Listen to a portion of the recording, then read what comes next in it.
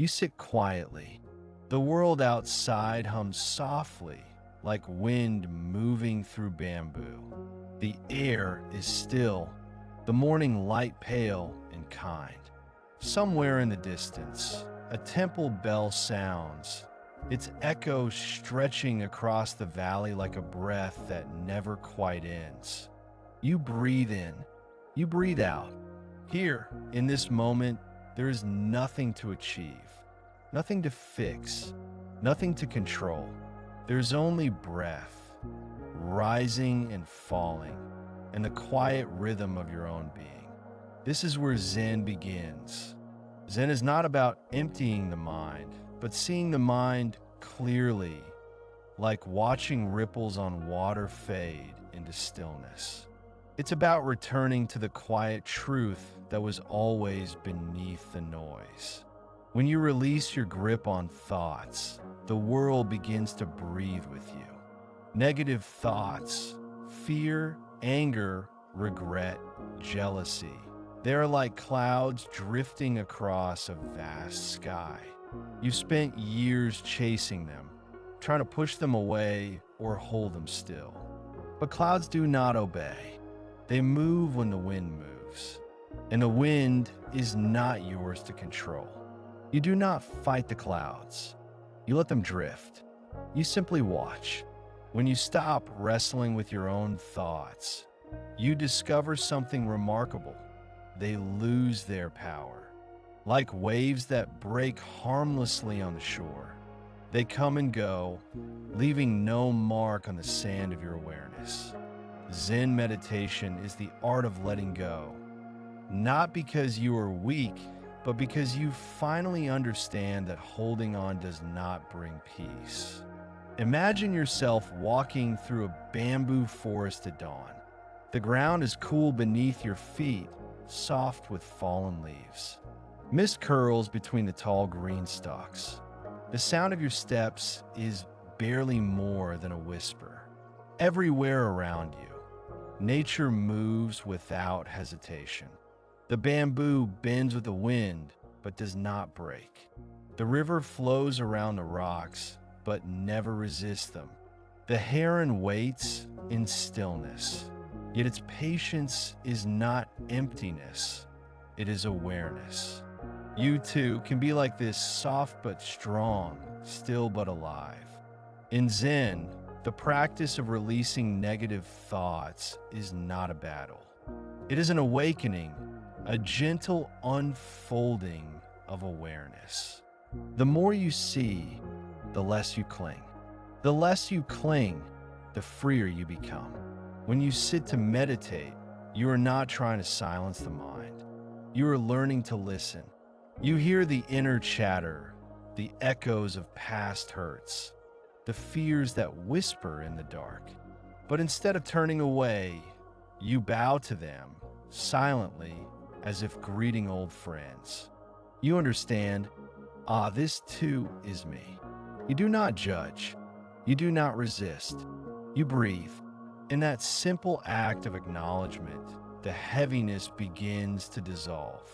Negative thoughts cannot survive the light of awareness.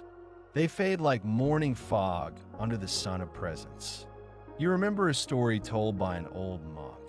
A young student once came to his teacher, trembling with anger.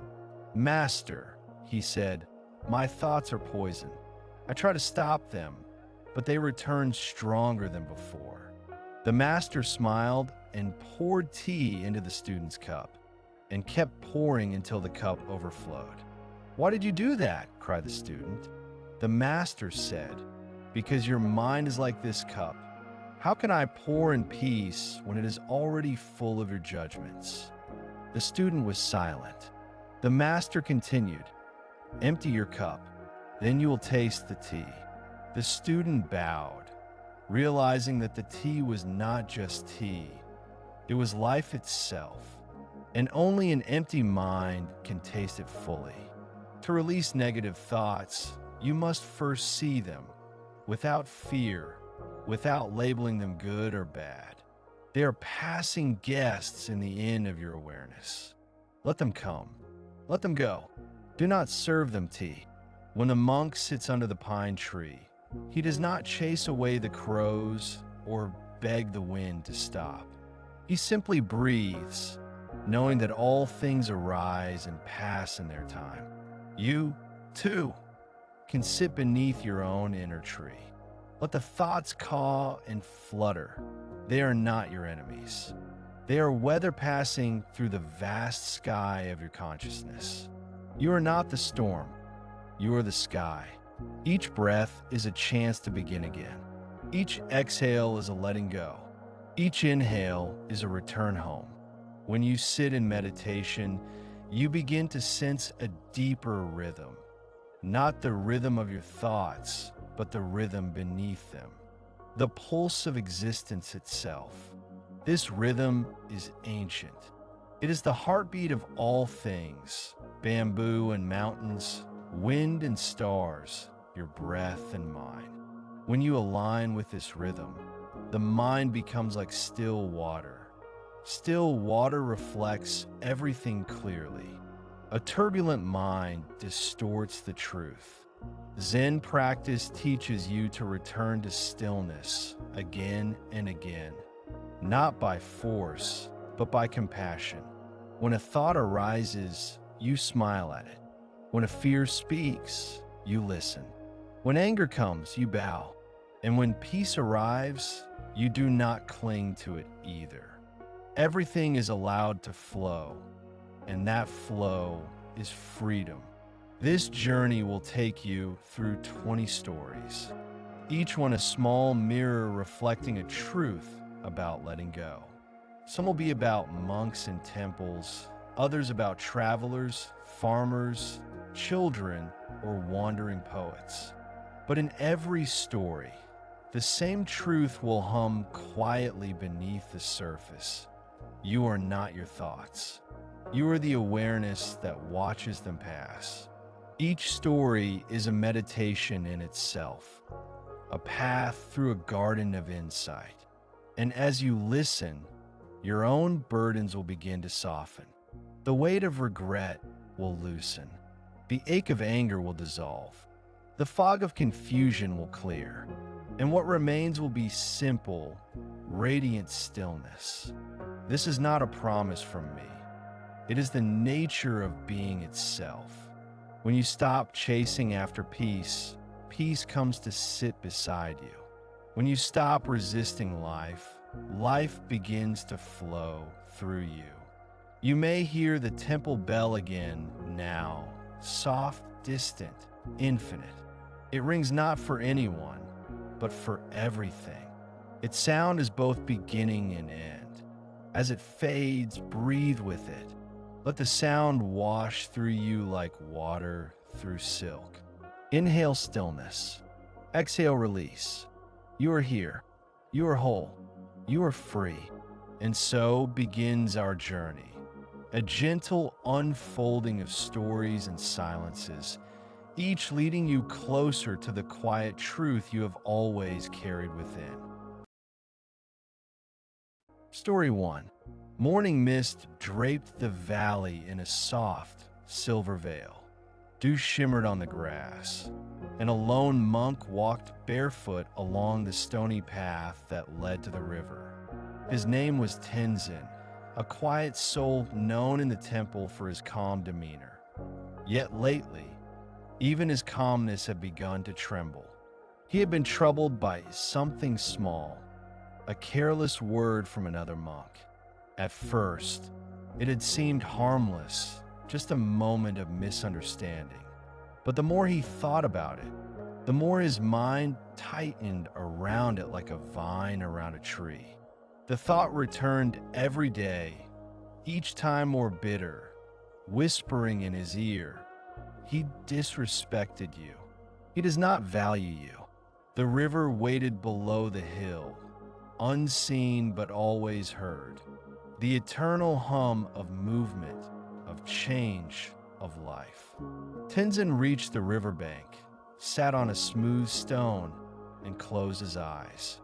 He breathed, in and out, but the words still echoed in his head. He clenched his jaw.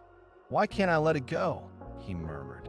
A voice within him answered, because you won't be right. He sighed. The sound of rushing water drowned his thoughts, yet the feeling remained, like a thorn under his skin. Far upstream, an old hermit named Koji was fishing in silence. He had lived by the river for many years, teaching no one, waiting for no one. Tenzin often came to see him when his heart was heavy.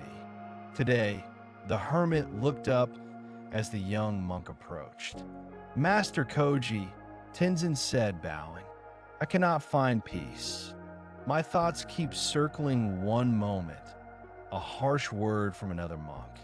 I try to meditate, but my mind refuses to be still. Koji smiled faintly, setting down his bamboo rod. So, he said, you are holding the thought like a stone, yes? Tenzin frowned. A stone. The old hermit reached into the river and picked up a round, smooth stone. He placed it in Tenzin's palm. Hold it, the monk obeyed. Now, Koji said softly, hold it tighter. Tenzin squeezed. Like this. Tighter, said Koji, as if you must never let go. The monk's hand trembled. His fingers ached. The pressure burned. Still, he held on. Minutes passed.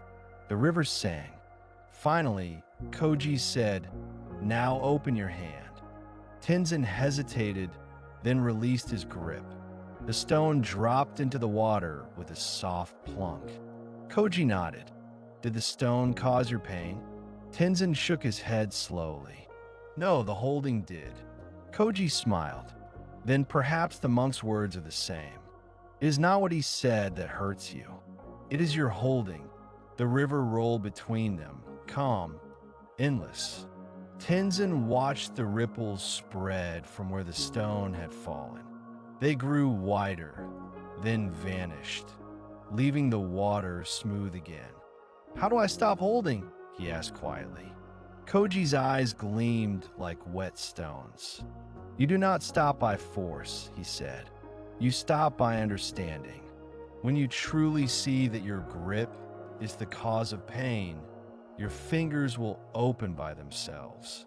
He picked up his fishing rod again and looked out over the water. Negative thoughts are like fish that pass beneath the surface. If you chase them, they disappear deeper. But if you sit still long enough, you see them clearly and realize they were never yours to begin with. Tenzin said nothing. He sat down beside the old man, feeling the cool breeze brush against his skin. The sound of the river became a heartbeat, steady and ancient. He watched a leaf drift by, turning and spinning gently before being carried away. He whispered, "It lets go so easily." Koji chuckled softly. Yes, the leaf does not ask the river where it goes. That is freedom. They sat for a long time, the kind of silence that feels full rather than empty. A heron glided across the sky, its shadow briefly crossing the water. Tenzin closed his eyes and began to breathe again, slower this time. With each exhale, he imagined the thought, the anger, the hurt, flowing out with his breath, carried away by the same current that took the leaf. His body softened. The tightness in his chest began to loosen. For the first time in many days, he felt space inside his mind, space where light could enter. Koji finally spoke again. When you release a thought, do not push it away. Simply allow it to pass. Releasing is not rejection. It is understanding that everything, even pain, has its time to leave. Tenzin nodded, eyes still closed. I see now, he said. The thought was not the enemy. My clinging was. The old hermit smiled, lines deepening on his weathered face. You have learned in one morning what many never learn in a lifetime. The sun rose higher, burning away the mist. Tenzin opened his eyes and stood. "Thank you, master," he said. "I will remember." Koji looked at him for a long time. "Do not remember," he said gently. "Practice. Forgetting is also part of freedom." Tenzin bowed deeply and began to walk back toward the temple. The path wound through trees, their leaves whispering softly overhead. Each step felt lighter, as though he was walking not on earth, but on the wind itself. He noticed small things he had missed before: the dew shining on a spider's web, the faint scent of moss on stone, the rhythm of his breath blending with the rhythm of the forest. He thought of the other monk, the one whose words had hurt him, and for the first time he felt no anger, only understanding. The other monk's words were like the stone. His own holding had been the weight. As the temple bell rang in the distance, Tenzin whispered, "May all beings learn to open their hands." That night, under the soft glow of the moon, Tenzin sat once again in meditation. He could still feel the river within him, flowing endlessly. He imagined placing each negative thought into that current, each fear, each resentment, each regret, and watching them drift away. He did not push them. He did not cling. He simply allowed. And with each release, his heart grew quieter, lighter, freer. The moonlight shimmered on the floor like ripples of silver water. He smiled to himself, not because the thoughts were gone, but because he no longer needed them to be. He understood what Koji meant. Peace does not come from controlling the mind. It comes from surrendering the need to control. In that silent hour, the sound of the world returned to him. Wind through bamboo, night insects singing, water far away. All of it pulsed with the same breath as his own. Everything belonged. Everything was already forgiven. You breathe in, you breathe out. Like the monk, you release.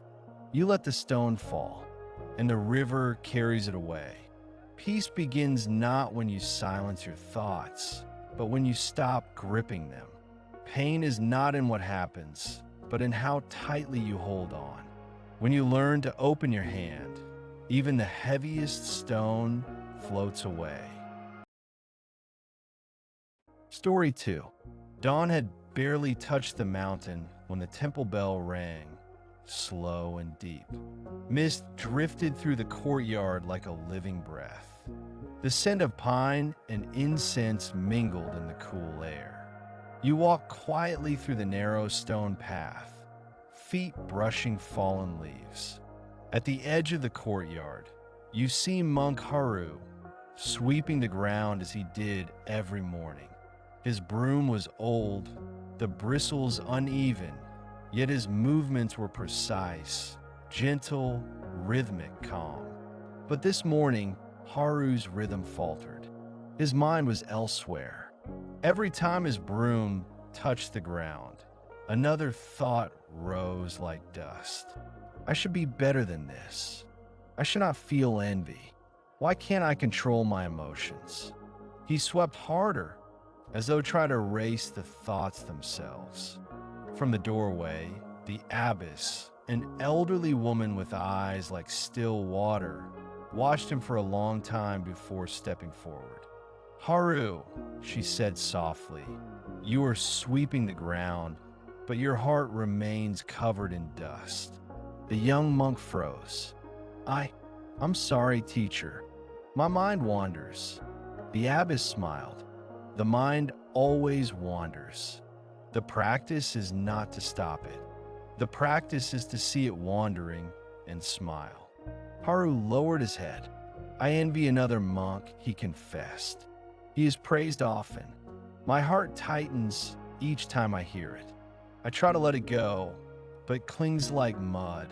The abbess set her teacup on a nearby stone. "Come," she said, Walk with me. They moved toward the garden, quiet except for the sound of water trickling from a bamboo fountain. The abbess stopped beside the koi pond. "Do you see the fish?" she asked.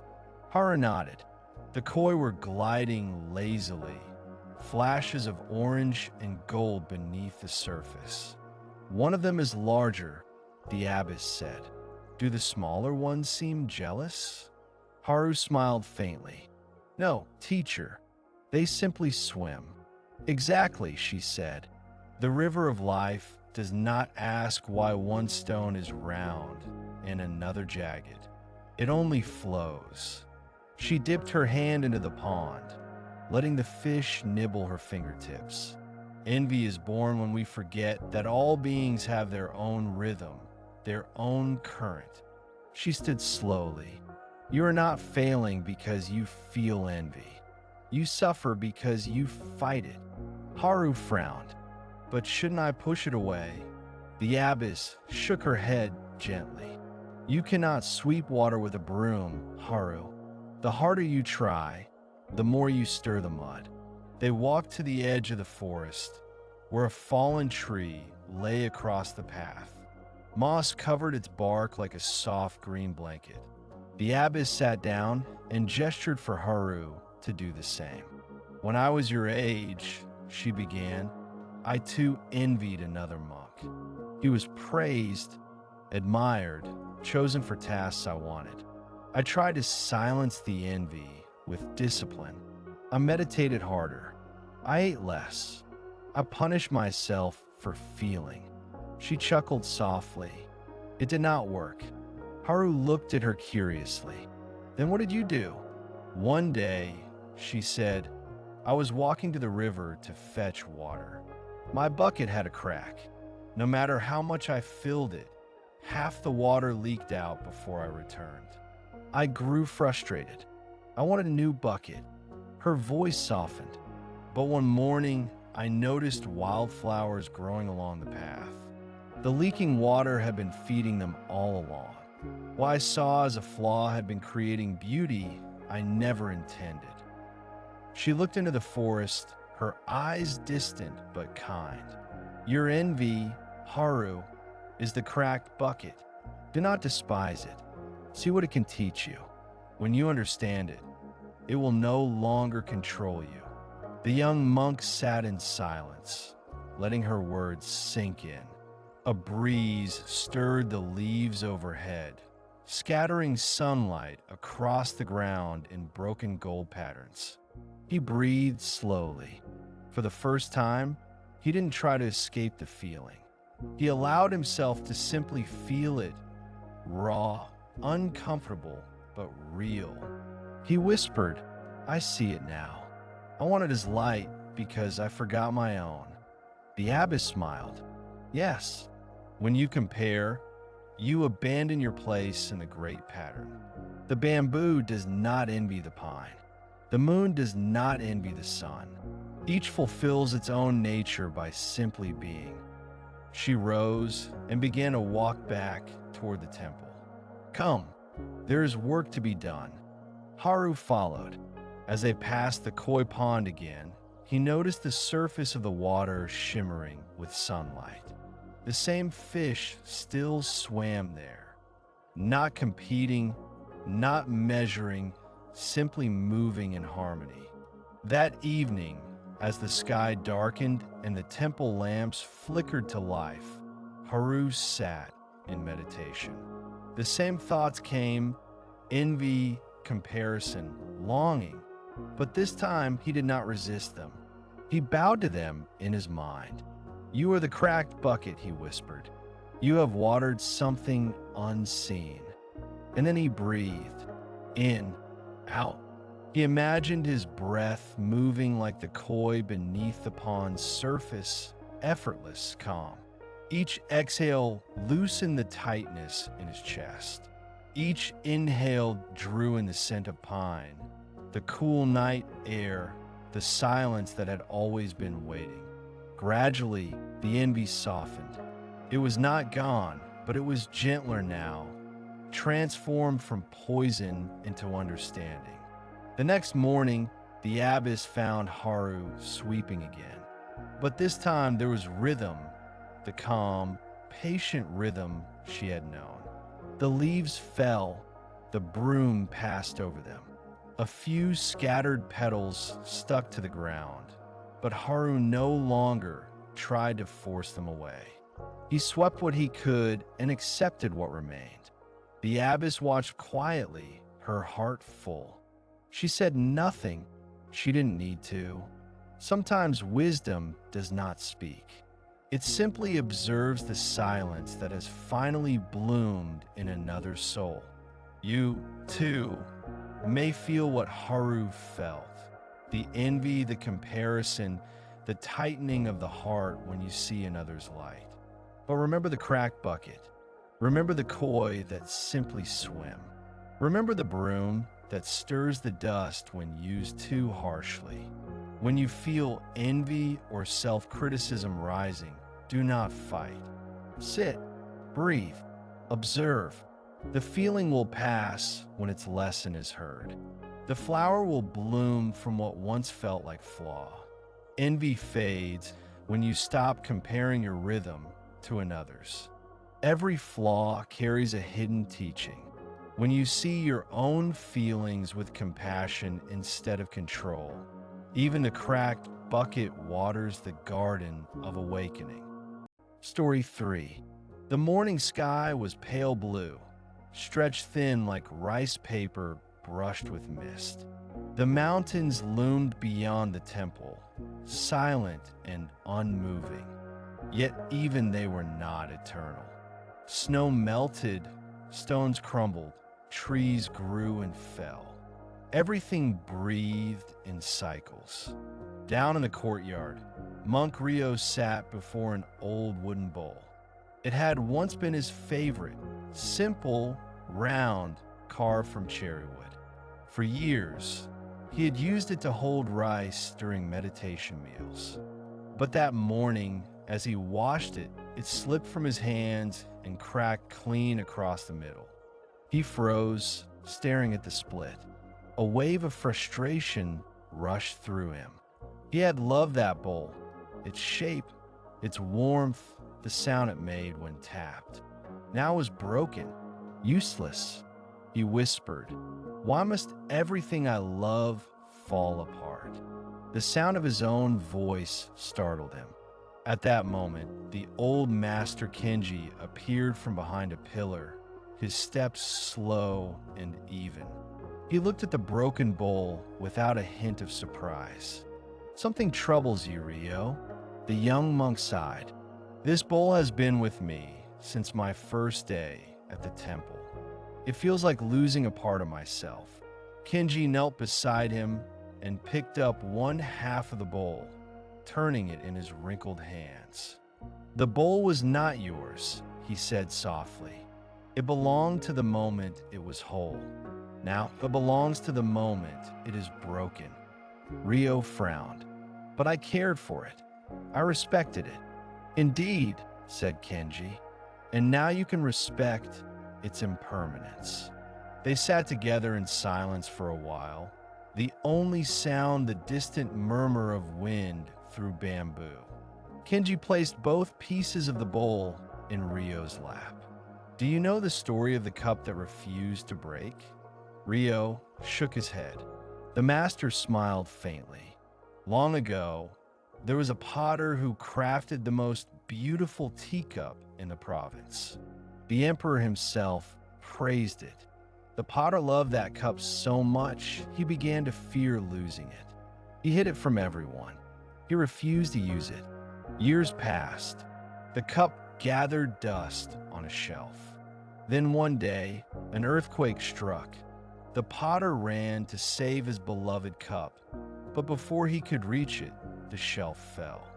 The cup shattered into countless pieces. Kenji looked up at the drifting clouds. The potter cried out, not because the cup was broken, but because he realized he had never truly used it while it lived. Ryo gazed down at the cracked bowl. "So, I should let go." The old master shook his head gently. Do not rush to let go. That too can be another form of clinging. Instead, see the truth clearly. All things change. Seeing this truth with open eyes, that is release. Later that day, Rio carried the broken bowl to the river behind the temple. The water was cool, clear, alive with sunlight. He knelt and washed the two halves, not to repair them, but to honor what had been. He thought of how many times he had eaten from that bowl, the taste of simple rice, the steam rising in winter, the sound of rain on the roof while he held it. All those moments were still alive in him. He placed the pieces beside a stone and sat cross-legged. A dragonfly hovered above the surface of the water, wings shimmering like glass. Rio watched it land on a reed, tremble for a heartbeat, and then lift away again. He whispered, "Everything comes and goes, even breath." He breathed in deeply. He breathed out slowly. The ache inside him softened. He realized the bowl had not been lost. It had simply changed form. It had taught him what it could, and now, like a teacher after a lesson, it had moved on. That evening, Master Kenji visited Ryo's cell.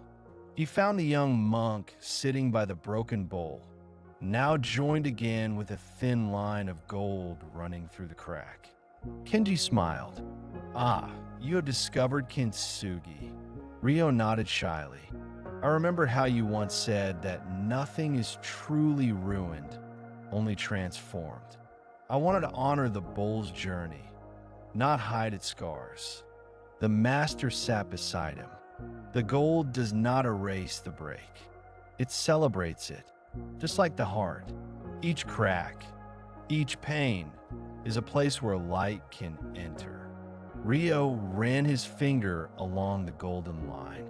"It feels different now," he said softly. "Not just beautiful, honest." Kenji nodded. "So, it is with all things. When you stop wishing for permanence, everything becomes precious."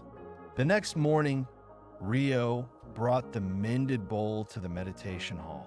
He placed it before the Buddhist statue, filled it with fresh water, and bowed deeply. During meditation, when thoughts rose, memories, worries, old regrets, he imagined them as the bowl itself, once whole, now cracked, and still capable of holding light. Each thought, no matter how painful, was just another shape of impermanence. He whispered inwardly, "Nothing stays. Nothing needs to." The air around him felt softer, freer. He realized that peace was not in clinging to what endures, but in loving fully what passes. You too might feel grief when something you love changes, a relationship, a dream, a moment. But remember the golden bowl. The break is not the end, it is the opening. Every loss can become a vessel for wisdom. Every ending can become a teacher of presence. Impermanence does not take beauty away, it gives it meaning. The flower is precious because it will fade. The sunrise is sacred because it will set. And each breath is holy because it ends before the next begins. So breathe. Let go of your wish for permanence. Let things live and let them leave. When you stop clinging to yesterday, even the broken bowl reflects the light of today. Peace is not found by holding on, but by seeing the beauty in change. When you honor impermanence instead of resisting it, even your cracks become gold. Story 4. The mountain path wound through thick cedar trees, their trunks rising like pillars into the sky. The air smelled of rain and earth. Small streams crossed the trail, whispering softly as they flowed downhill. A young novice named Sora walked alone, his sandals soaked, his robe damp and clinging to his legs. He had been sent to deliver herbs to an old healer who lived deep in the forest.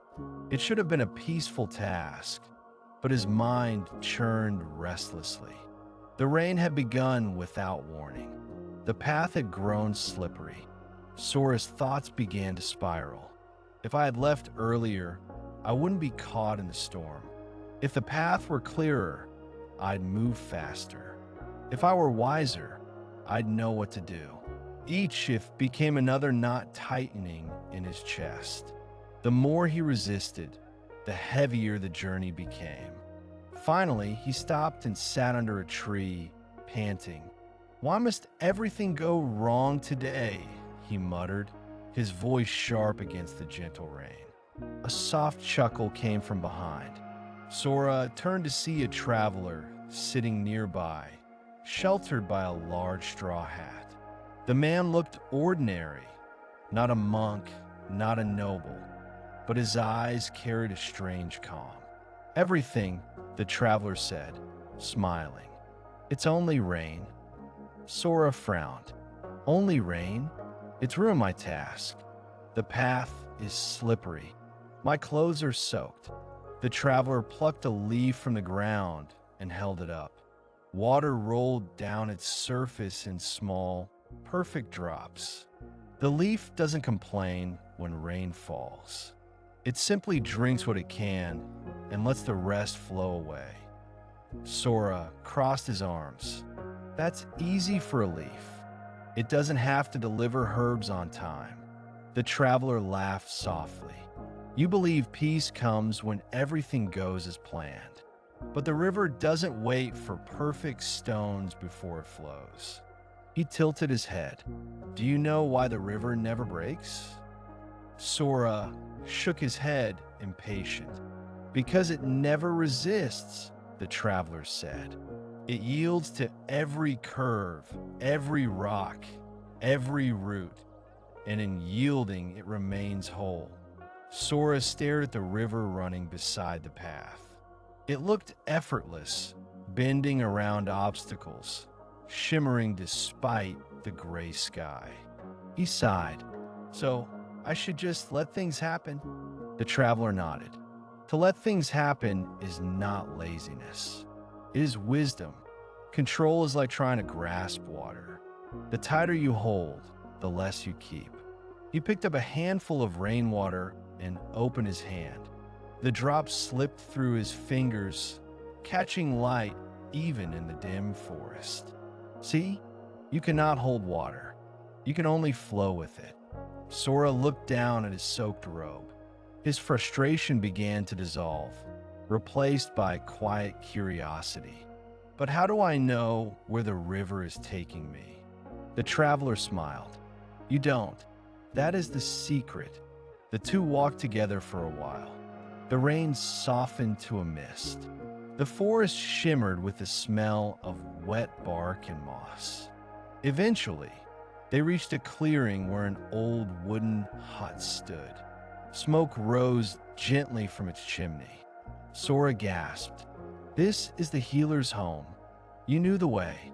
The traveler smiled and placed his straw hat on Sora's head.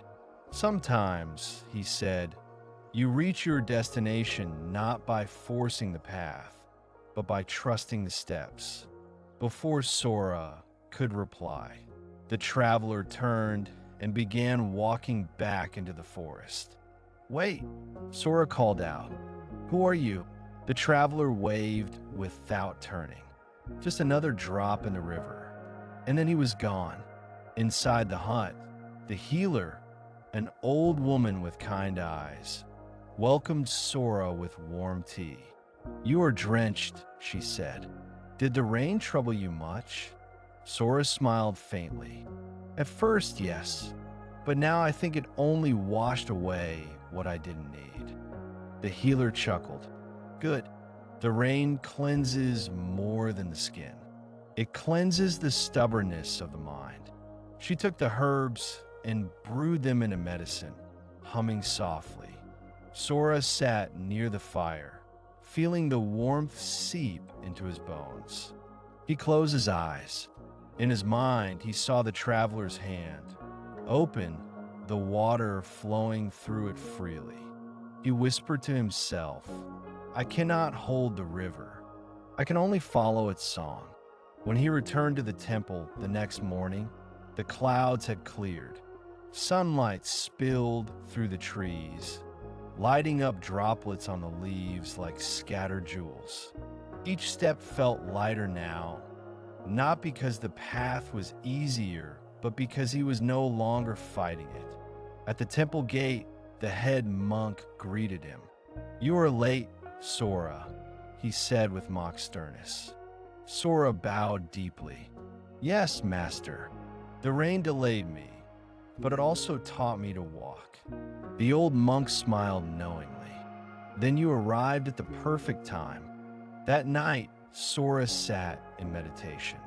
He listened to the faint sounds of the temple, wind moving through bamboo, a single bell echoing far away. He let his breath rise and fall like the rhythm of water. A thought appeared. What if tomorrow brings another storm? He smiled gently at it. Then another thought. What if the traveler was only a dream? He let that one go too. The thoughts passed like raindrops sliding down glass. No resistance, no control. He whispered softly to himself, "The river flows. The leaves drink. The rain falls. And I am part of it all." You, too, may find yourself struggling against life, against time, against others, against yourself. But the truth is simple. You are not the river's master. You are the river itself.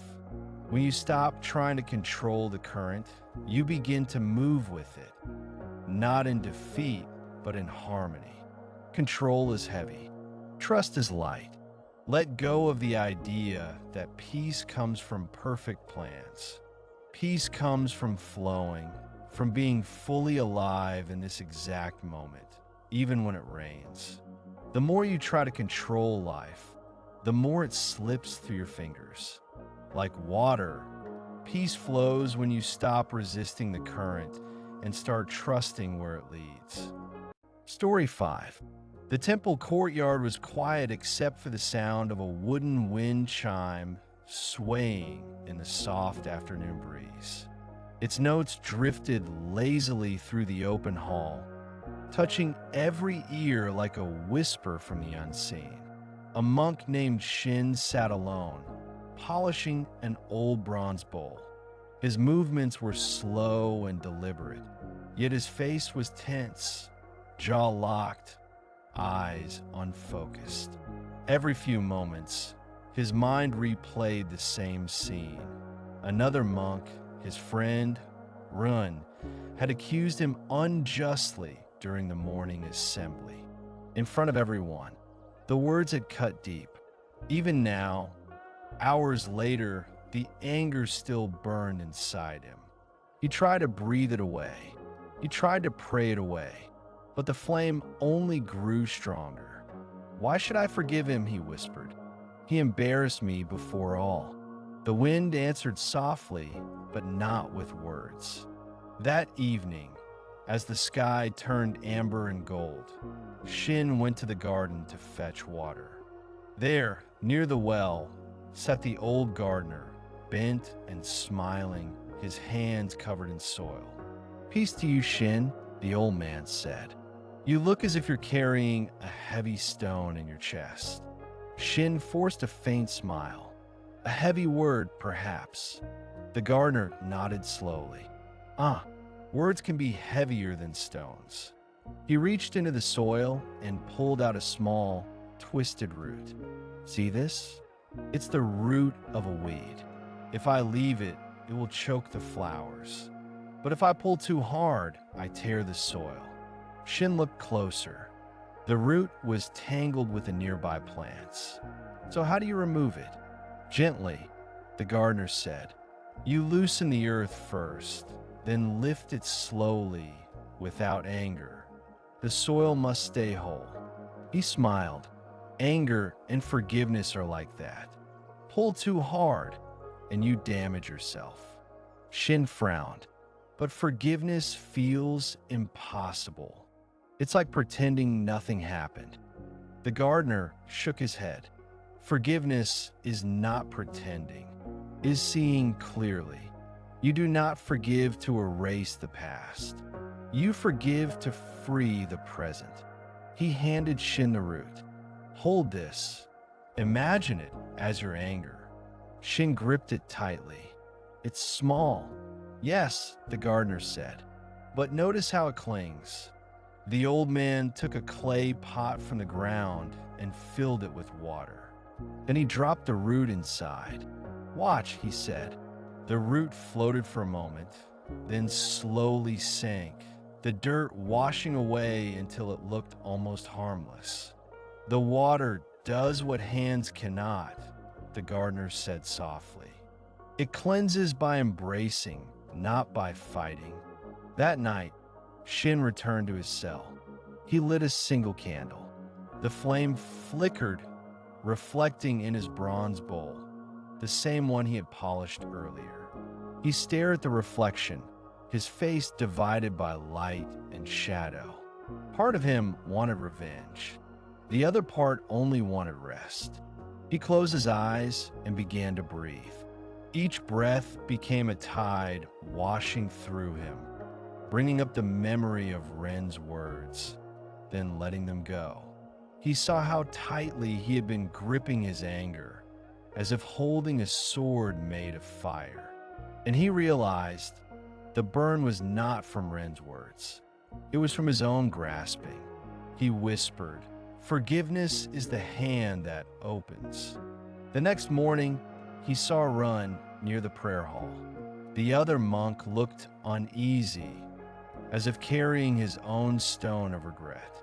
Shin hesitated, his pride trembling. Then he remembered the gardener's voice. "You forgive to free the present." He stepped forward and bowed slightly. "Brother, the day has passed. Let the heart be light again." Ren looked surprised, then relieved. He bowed deeply in return. "I spoke for frustration, not truth. I am sorry." The moment hung between them like sunlight breaking through clouds. No more words were needed. Later, Shin returned to the garden. The old gardener was still tending the soil. He smiled when he saw the monk. "Ah, your eyes are lighter." Shin nodded. "I spoke with him." And Shin exhaled. The stone rolled away. The gardener chuckled. "Good, then the flowers will grow again."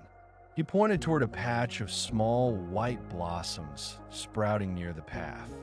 They were buried under weeds for weeks. Once I cleared the roots, they bloomed overnight.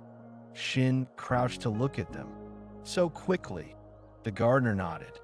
Forgiveness works the same way. The moment you stop feeding anger, peace blooms on its own. That evening, during meditation, Shin noticed something he hadn't felt in days. Quiet.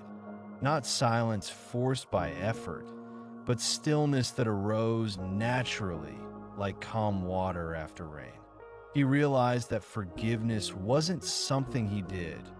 It was what remained when he stopped clinging to pain. The thoughts of Rin still came, but now they were soft echoes, not wounds. Each time they arose, Shin imagined the river washing them clean, like the gardener's water over the tangled root. He whispered inwardly, "I forgive not because you deserve peace, but because I do." The wind chime outside sang again, and its song felt lighter, freer. You, too, have carried heavy stones, words that hurt, betrayals that echo. You may think forgiveness means weakness, but it is the opposite. Forgiveness is the strength to stop letting the past shape your heart. When you hold anger, it grows. When you let it go, it dissolves into understanding. You cannot change what was said or done, but you can choose not to carry it anymore. Drop the root, open the hand, let the water cleanse what the mind cannot. And in that release, you will find peace, not as an idea, but as the quiet pulse of your own being. Forgiveness is not forgetting. It is freeing the heart from the weight of resentment. When you stop clinging to pain, peace grows naturally, like flowers blooming once the weeds are gone.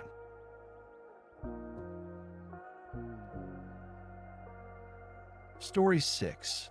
Morning sunlight spilled across the temple steps, catching the faint dust that floated in the air like golden smoke. The mountain breeze carried the scent of sandalwood and the distant hum of chanting. A young monk named Kai sat at the edge of the training yard, staring at a bonsai tree he'd been tending for months. Its trunk curved like flowing ink on parchment, graceful, deliberate, but one side refused to sprout new leaves. He sighed heavily. I've trimmed, watered, waited. Still nothing. Every day, the same frustration returned, a quiet storm in his chest. He turned to his teacher, Master Rin, who was quietly sweeping the path nearby. Master, Kai said, why does this tree not grow? I've done everything right. Rin glanced at the small tree, then back at Kai. Perhaps it's not the tree that must grow, he said. Kai frowned. I don't understand. The master leaned on his broom. Growth does not happen because we demand it. The bamboo doesn't rush to be taller, nor the moon to become full. Why do you hurry your own? Kai clenched his jaw. Because I've waited long enough. I want to see progress. Master Rin chuckled softly. Then you're not practicing patience. You are practicing waiting, and those are not the same. He walked to the bonsai and touched its barren branch. When the season changes, this side will bloom again, but it must follow nature's rhythm, not yours. Kai exhaled sharply. Then what am I to do until then? Rin smiled. Be still enough to notice what is growing while you wait. That evening, Kai sat by the tree again, watching shadows stretch across the courtyard. The air cooled. Cicadas sang. He looked closely. The other side of the bonsai was alive, its leaves small and vibrant. He had been so focused on the empty branch, he hadn't truly seen the rest. He realized something. The tree wasn't refusing to grow. It was simply growing unevenly, like all things in nature. He whispered to himself, I've been angry at time. Days passed, then weeks. Kai continued to care for the bonsai, but with less tension now, watering it gently, trimming mindfully, breathing slowly as he worked. He began to notice other things he'd missed before. The tiny roots pushing through the soil, the glimmer of dew at dawn, the soft hum of bees in the nearby garden. His impatience began to dissolve like mist under the sun. He started to understand that growth was not a visible race. It was a quiet unfolding. One afternoon, while sweeping the path, he saw Master Rin sitting near the same tree, eyes closed, smiling faintly. Kai bowed. Master, do you sit here to meditate? Rin opened one eye. No, I sit here to listen. To what? The sound of things taking their time. Kai tilted his head. I don't hear anything. Rin laughed softly. That is the sound. Weeks later, when the season turned, Kai woke one morning to find tiny green buds sprouting from the once barren branch. His heart lifted. He called for his teacher. Rin came, looked at the new growth, and nodded. You see, the tree was never still. Only your eyes were impatient. Kai smiled. I wanted to force the season. The master placed a hand on his shoulder. Yes, that is the sickness of the modern heart, to think that waiting is wasted. But in truth, waiting is growing, just unseen. He looked up at the sky, where clouds drifted lazily past the sun. Even the sky changes slowly. That is why it never breaks. That night, Kai sat in meditation. His mind wandered, as minds do, but now he didn't rush to bring it back. He let the thoughts drift, the way leaves drift across a pond. Each thought appeared, stayed, and faded, like the seasons of his bonsai. And beneath them all was silence, not empty, but full of peace. He whispered inwardly, "The tree does not hurry. The flower does not chase spring. Why should I?" He smiled in the dark, realizing that patience was not about waiting longer. It was about trusting more deeply. You too might feel that life is moving too slowly, that your efforts don't bloom soon enough. But every unseen change matters. Every pause is a season preparing for renewal. When you stop demanding progress, you begin to notice life as it truly unfolds. Impatience blinds, patience reveals. Stillness is not stagnation, it's ripening. Let things grow in their time. Let your own heart bloom like the bonsai, quietly, naturally, without rushing. Even when nothing seems to happen, roots are forming beneath the surface. Patience is not waiting, it is trusting. Growth happens in silence, not struggle. When you stop forcing the season, you discover that even stillness is alive. Story 7. Rain fell gently across the mountain that evening. The temple roof gleamed like dark silk under the soft glow of lanterns. The sound of raindrops echoed through the meditation hall, steady, soothing, endless. Inside, the monks sat in silence. At the end of the row sat Akira, young and earnest, his back straight, his mind in chaos. He tried to follow his breath. He tried to count, but the same thoughts kept returning like ripples in a pond. You are not disciplined enough. You can't sit still. Others are ahead of you. Each thought stung like a mosquito that refused to die. Finally, unable to bear it, Akira exhaled sharply and opened his eyes. He looked around. Every other monk appeared calm, their faces serene. He felt small, flawed, wrong. When the bell rang, signaling the end of meditation, Akira lingered, his chest tight with shame. As the others filed out, Master Jun, the temple's elder, noticed him still sitting there. "Your breath is heavy," Jun said softly. "Are you ill?" Akira shook his head. "Not my body, Master. My mind. I can't quiet it. Every time I try, I fail. I think I'm not made for Zen." The old monk smiled, eyes bright behind the wrinkles. "Then you're closer than you think." Akira frowned. "Closer? How can failure be closeness?" Jun sat beside him, stretching his legs with a sigh. "Let me tell you about the cracked mirror." He pointed toward the far wall, where an old mirror hung, its surface spiderwebbed with tiny fractures. Many years ago, Jun said, "I dropped that mirror. I was angry at myself and planned to throw it away. But when I looked again, I saw something strange. The cracks caught the light in ways the smooth mirror never had. Each fracture reflected a different beam of the sun. It was imperfect, but more alive." He smiled.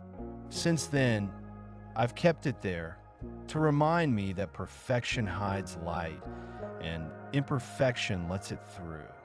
Akira stared at the mirror. The lantern's flame flickered, scattering across its broken surface like little stars. June continued, "You try to silence your thoughts because you think peace means absence of noise. But true peace is hearing the noise and not turning away." He tapped Akira's chest gently. "A cracked heart reflects compassion better than a perfect one." Akira's eyes softened. "Then I shouldn't fight my wandering mind?" June chuckled. "Fight it, and you sharpen it. Watch it, and it softens. Meditation isn't sculpting marble, it's holding water. You cannot shape it by force, only by stillness." That night, Akira sat again, determined not to fix himself, but simply to watch. The rain had slowed to a whisper. He felt the ache in his knees, the flicker of thought, the dull hum of his breath, all of it existing together, none of it needing to change. He whispered inwardly, "I am cracked, but the light still enters." The more he allowed imperfection, the more peaceful he became. He no longer tried to erase thoughts. He let them drift by like raindrops sliding down bamboo. Some lingered, some vanished. None stayed forever. And for the first time, the silence he felt wasn't forced. It was natural, born from acceptance, not effort. Days later, while sweeping the courtyard, Akira overheard two novices arguing about a broken statue they'd been told to clean. One said, "It's ruined. We should ask for a new one." The other replied, "Maybe we can mend it." Akira smiled and walked over. "Keep it," he said. "A statue with cracks has seen more prayers than one without." They laughed, but when they looked closer, sunlight glowed through the thin lines of the repaired clay. Even the stone seemed to breathe. That evening, Akira found Master June watching the sunset from the temple steps. "Master," Akira said quietly, "I think I understand now. I was punishing myself for being human." June nodded. "And now?" Akira smiled faintly. "Now I think the cracks are how the light finds its way home." The master closed his eyes, content. "Then your meditation has already begun. You, too, may carry the weight of your own imperfection, mistakes, regrets, flaws that replay in your mind like echoes. But remember the cracked mirror. Its beauty does not come from smoothness. It comes from truth. Peace is not born for becoming flawless. It's born from loving what is. Your thoughts may wander. Your emotions may stir. That is not failure. That is life breathing through you. When you stop judging yourself, the mind begins to rest naturally. And in that rest, you will see you were never broken. You were always whole, only unaware of your light. Self-acceptance is the purest silence. When you stop striving to be perfect and instead allow your cracks to shine, your inner light finally finds space to breathe.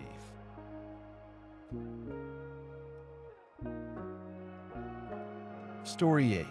Night had already fallen over the mountains. The sky stretched wide and black, a pool of ink brushed with faint silver stars. The temple lamps glowed like small islands of light scattered through the mist. A cold wind passed through the pines, and the forest whispered like something half asleep. From the edge of the temple steps, Monk Riku stared into the darkness beyond the trees. His hands trembled slightly.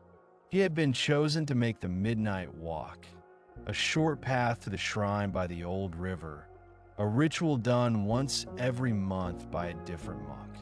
It was simple in theory. Carry a single lantern to the shrine, offer incense, and return in silence. But Riku feared the dark. Always had. No one knew, of course. He hid it well. But tonight, as the hour approached, his chest tightened. His thoughts began to whisper. What if the forest hides spirits? What if I lose my way? What if the lantern goes out?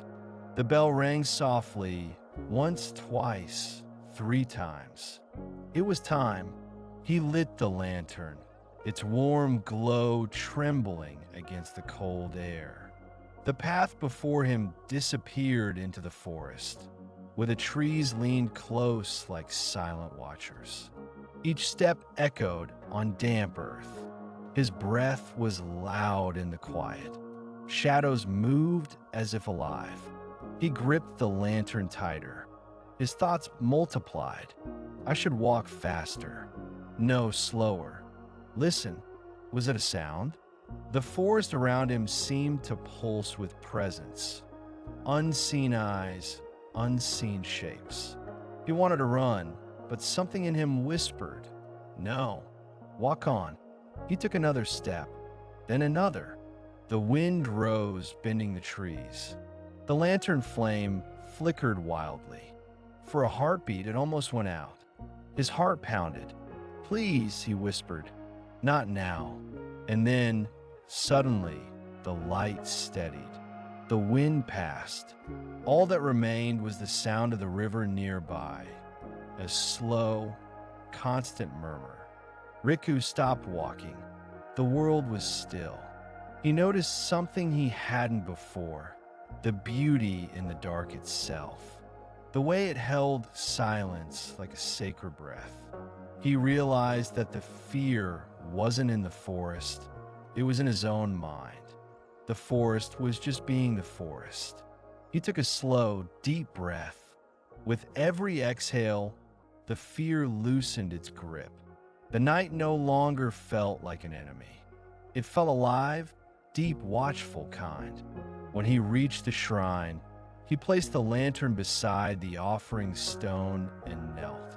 The old wood creaked softly, and a faint scent of cedar and moss filled the air. He lit the incense and bowed. Smoke curled upward, vanishing into the dark.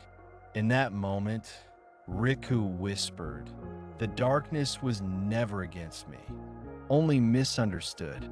He stayed there for a long time, listening to the river flow, feeling the earth beneath his knees. The silence no longer frightened him. It felt like it was listening back. On his return walk, he kept the lantern low, watching how the small flame lit only a few feet ahead, never more. Yet it was enough.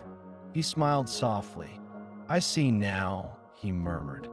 "The lantern doesn't show the whole path, only what's needed for the next step." The forest no longer loomed. It breathed with him. He began to feel what the old masters meant by trusting the way. Not the way as a road, the way as life itself. When Riku returned to the temple, Master Sho was waiting at the gate, holding a cup of tea. "You are late," the master said, though his eyes were kind. Riku bowed deeply. "I was learning to walk slowly." Sho smiled. "And what did the forest teach you?" Riku looked down at the lantern, still glowing in his hand. "That the darkness was never the enemy.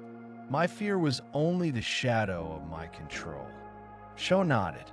"Good. Remember this. Courage is not the absence of fear. It is walking gently beside it." He handed Riku the tea. The steam rose between them, warm and fragrant. "Now drink. The night has already forgiven you." That night, Riku could not sleep. He sat by the window, watching the moon drift between clouds. He thought of the forest, the flicker of the lantern, the river's sound. He realized that the unknown had always frightened him because he wanted to know, to predict, to plan, to stay safe. But the deeper peace came when he accepted that knowing was not needed. The next step was always revealed when it was time. He whispered to himself, "The dark is not emptiness, it is depth." And as he breathed in that truth, he felt something open inside him. Soft, infinite, vast as the night itself. You too may fear the unknown, the darkness of what's next, the silence of uncertainty. But remember the lantern, it only lights the next few steps, not the whole journey. That is enough. Fear dissolves when you stop trying to control the dark and start trusting the light you already carry. You don't need to see the end. You just need to take one quiet step forward, breathing, trusting, and letting the night hold you. True courage is not about banishing fear, but walking peacefully beside it. When you stop demanding to see the whole path, the small light within you becomes enough to guide the way. Story 9. Autumn had arrived. The temple courtyard was covered in gold. Fallen ginkgo leaves spread across the ground like scattered sunlight. The air was cool, sharp with the scent of wood smoke. A young monk named Daichi swept the leaves every morning. It was a never-ending task. Each time he cleared the courtyard, more leaves fell. At first, he swept with care and joy. But as the days passed, his patience wore thin. "What's the point?" he muttered. "The wind undoes my work each day." The more he swept, the more bitterness crept into his heart. He began to see the leaves not as beautiful, but as enemies, endless, mocking, exhausting. One morning, as he grumbled under his breath, Master Now, the oldest monk in the temple, walked past, his hands tucked in his robe. "Daichi," he said gently, "you sweep like a man fighting the wind." Daichi stopped, frowning. "I'm just doing my duty, Master." The leaves never stopped falling. Now smiled faintly, "And you never stop complaining." That afternoon, Now asked Daichi to meet him by the temple gate. When Daichi arrived, he saw the old master holding 2 brooms. "Today," Now said, "we sweep together." Daichi bowed reluctantly. "As you wish, Master." They began in silence. The sun hung low, glowing orange through the trees. The wind picked up, scattering more leaves across the path they had just cleared. Daichi groaned. "You see, it's useless." Now didn't answer. He kept sweeping, his movements slow, graceful, almost like a dance. The bristles brushed over the ground in soft arcs, each stroke calm and rhythmic. Finally, Daichi snapped. "Master, doesn't it frustrate you? You clean, and the wind just undoes it." Now stopped and leaned on his broom, looking at the sky. "The wind does not undo my work," he said quietly. "It continues it." Daichi blinked. "I don't understand." "The wind scatters. I gather. Between us, the ground stays alive." They swept in silence again. The leaves rustled like whispers of old wisdom. After a while, Now said, "Tell me, Daichi, what do you see when you look at these leaves?" Daichi shrugged. "A mess. Endless work." Now smiled softly. "Look closer." Daichi hesitated, then knelt. He noticed how each leaf was different. Some still golden, some brown, some tinged red like fading fire. The patterns were delicate, the veins intricate, the colors shimmering in the slanted light. "It's beautiful," he admitted. Now nodded. "The tree lets go of what no longer lives, and in doing so, it creates beauty. The ground becomes a painting of surrender. Yet you see only burden. He tapped his broom gently against the earth. You are not sweeping leaves, Daichi. You are sweeping your own mind. The young monk paused, his throat tight. He realized that each complaint had been a leaf too, falling, gathering, never cleared. He whispered, "Then what should I do with them, master?" Now looked at him with a small smile. "Thank them." Daichi stared. "Thank the leaves?" "Yes. Gratitude is the broom that clears the heart. When you thank what burdens you, it no longer binds you." He pointed to the trees. Even pain can be a teacher. The wind may scatter your peace, but it also teaches you to start anew without anger. That evening, Daichi swept again, this time alone. But his movements were slower, softer. He no longer tried to finish. He just moved with the rhythm of the falling leaves. With every sweep, he whispered quietly, "Thank you. Thank you for the chance to move. Thank you for the cool air. Thank you for this moment of life." And as he worked, he noticed something shift inside him. The irritation began to melt, replaced by a quiet peace. By the time he was done, the courtyard wasn't perfectly clean, but it felt alive. The wind carried a few leaves back, and he smiled at them. "All right," he said softly. "Let's dance again tomorrow." The next morning, when the monks gathered, Master now saw Daichi, sweeping with calm eyes and a faint smile. The old man chuckled. "Ah, the leaves have finally become your friends." Daichi bowed. "Yes, Master. I used to think they were my burden, but now I think they are my teachers." Now nodded. When gratitude enters the heart, even the wind helps you clean. That night, Daichi sat in meditation. He imagined the wind blowing through his thoughts, the worries, the regrets, the endless self-blame, scattering them like leaves. He didn't chase them. He didn't cling. He simply breathed and whispered, "Thank you." And slowly, the storm within him settled. You, too, may find yourself angry at life's endless work, tasks that never end, people who misunderstand, challenges that keep returning. But every repetition is a lesson in peace. Every frustration is an invitation to gratitude. The leaves fall again and again, not to punish you, but to remind you that life is a rhythm, not a problem to solve. When you stop fighting the wind and start dancing with it, even burdens become blessings. Gratitude transforms repetition into peace. When you thank what you once resisted, life stops feeling like labor and begins to flow like a sacred rhythm.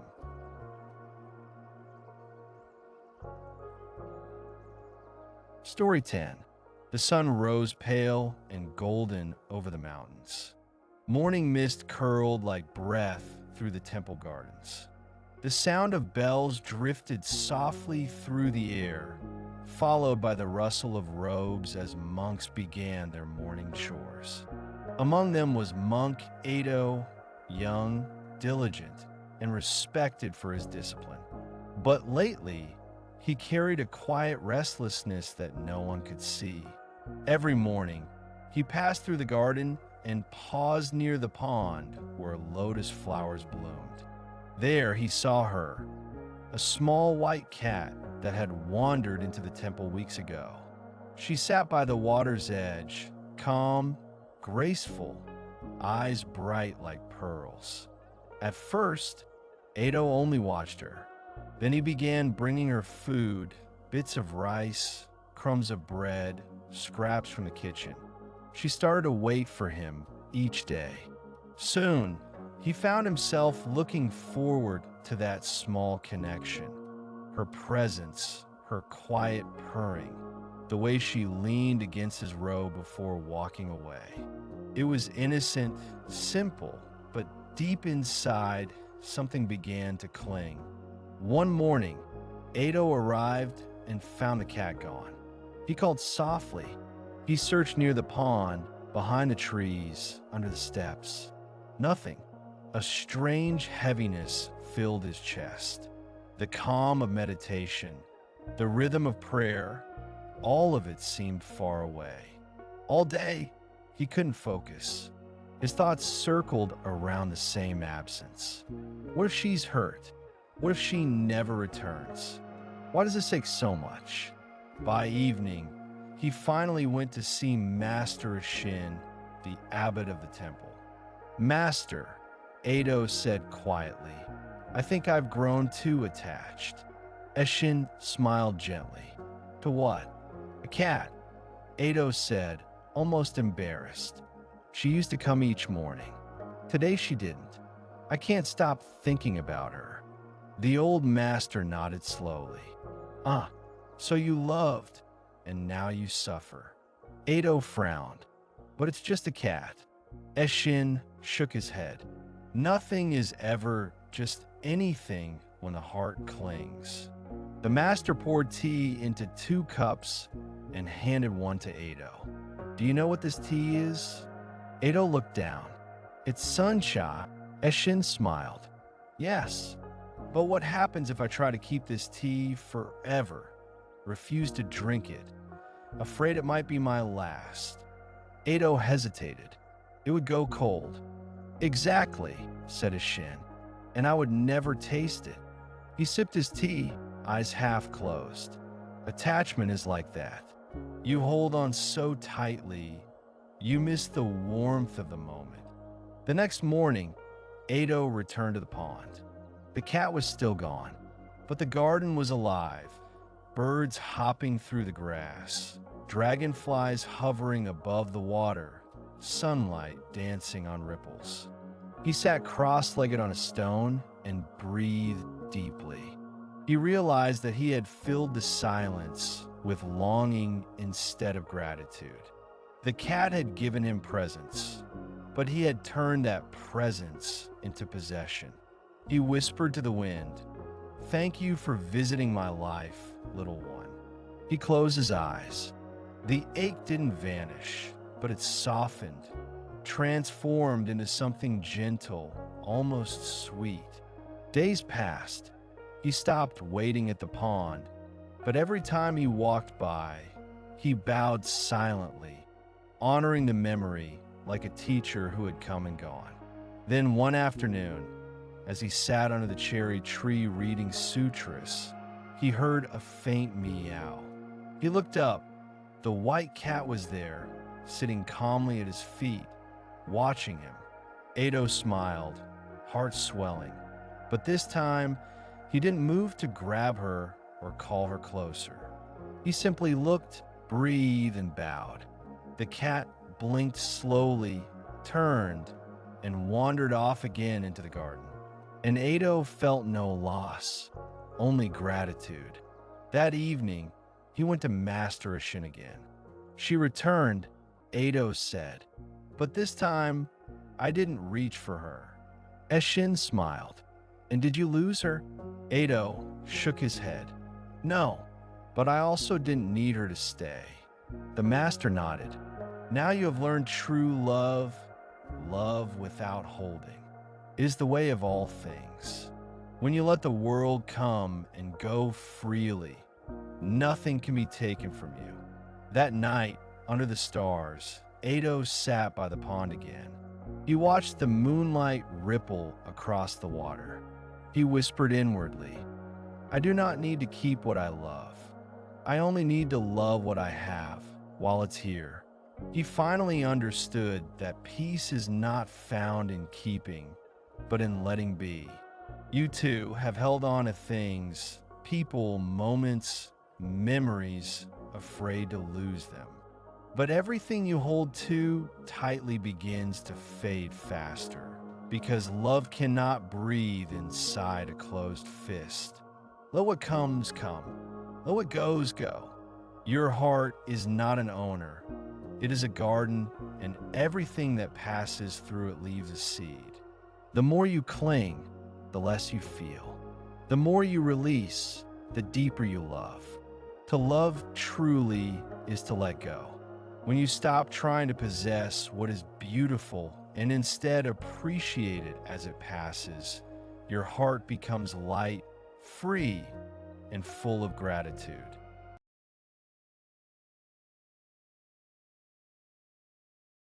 Story 11. The sky was wide and open that morning, blue so soft it looked like a whisper. Down in the valley, sunlight spilled over rice fields, shimmering across the flooded terraces like sheets of glass. A young monk named Renji stood outside the temple, staring at the mountains beyond. The wind tugged at his robe. His eyes were heavy with something unspoken. For months, Renji had practiced with quiet discipline, rising before dawn, meditating for hours, working humbly through the day. But lately, a shadow had crept into his heart. He couldn't stop comparing himself to another monk, Haru, older, wiser, praised by all. Haru's chants were stronger, his calligraphy graceful, his words always calm. Renji began to think, maybe I'm not meant for enlightenment. Maybe I'm just ordinary. The more he compared, the smaller he felt.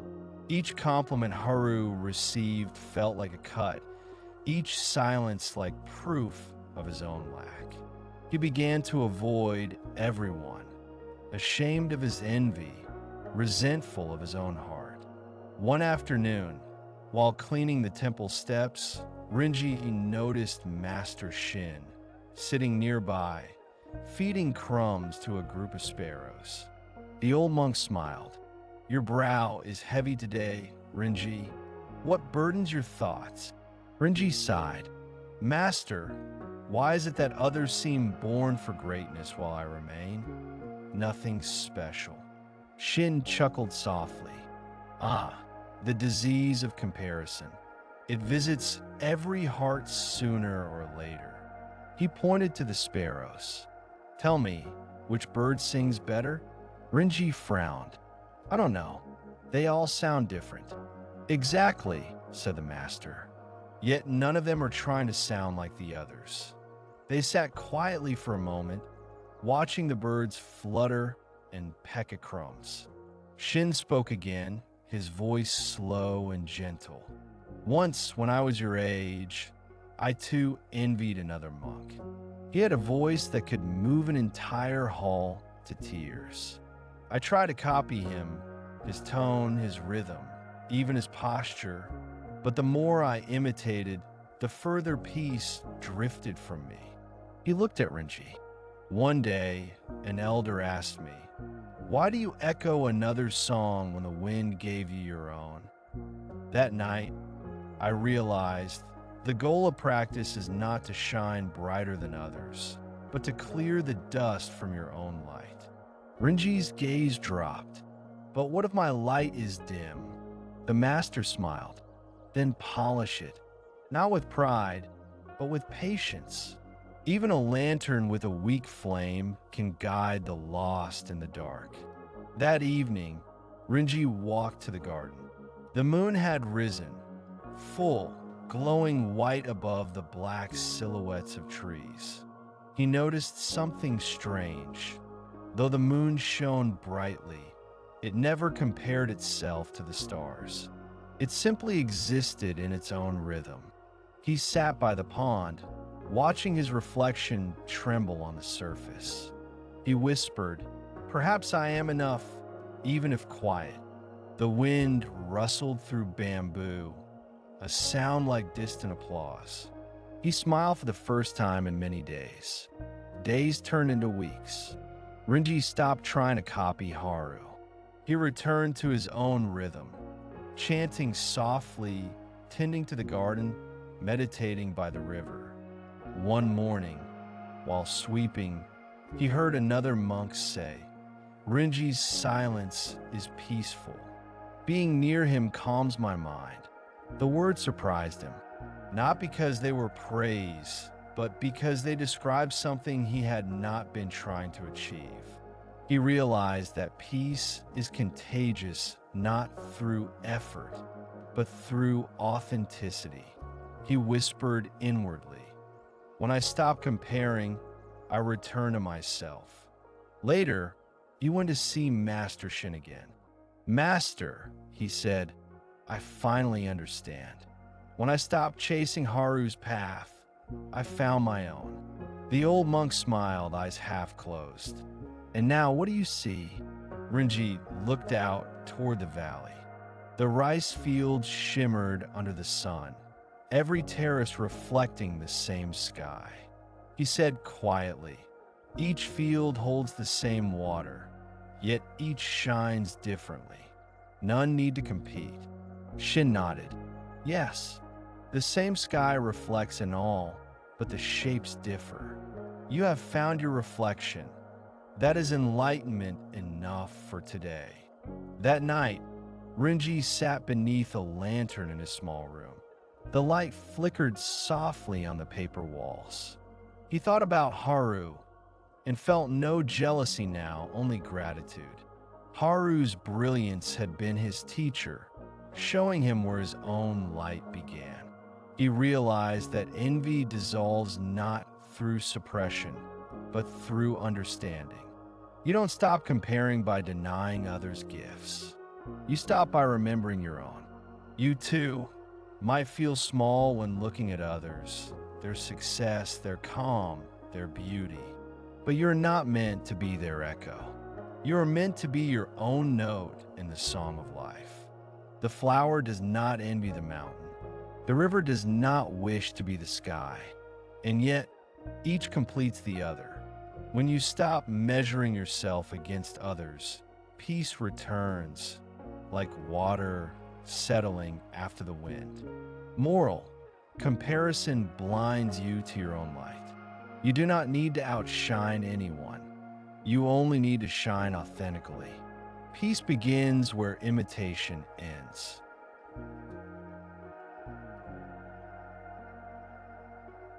Story 12. The afternoon sun lay soft over the valley.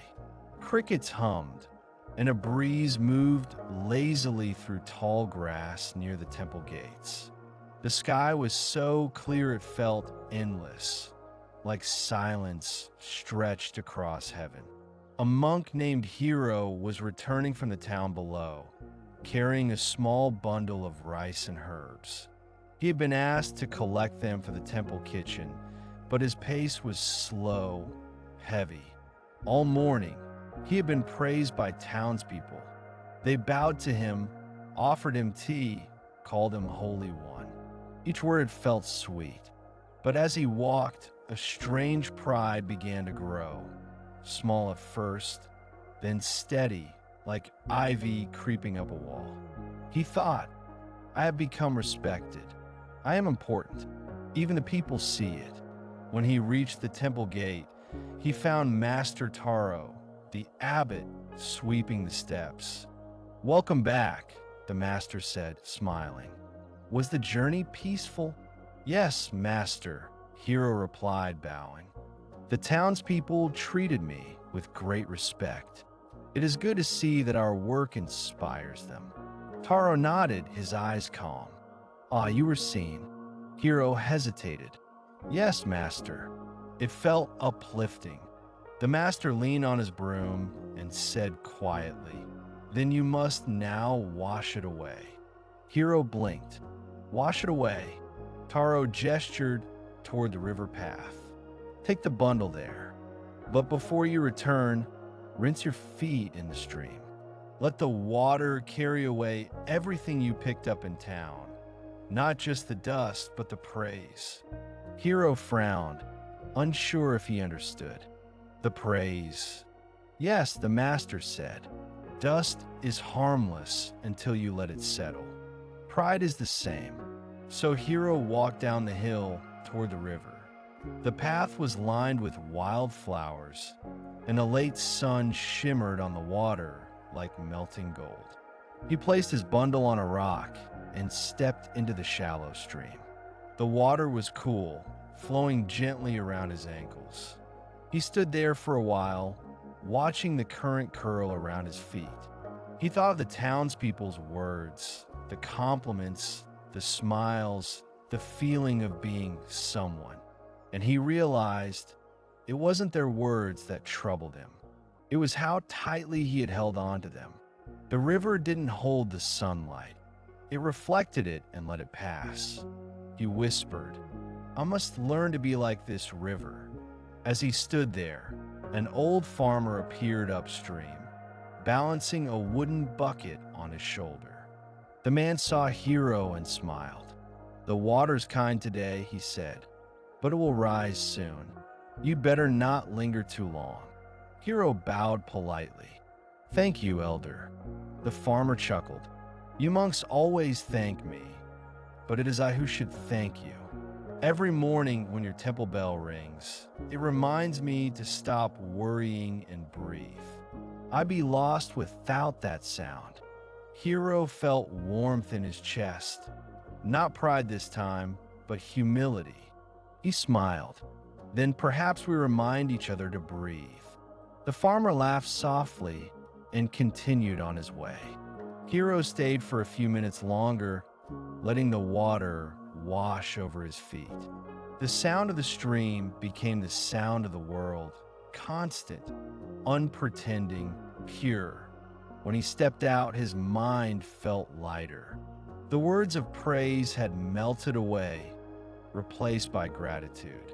When he returned to the temple, Master Taro was still sweeping. The master looked up. "Did the water speak to you?"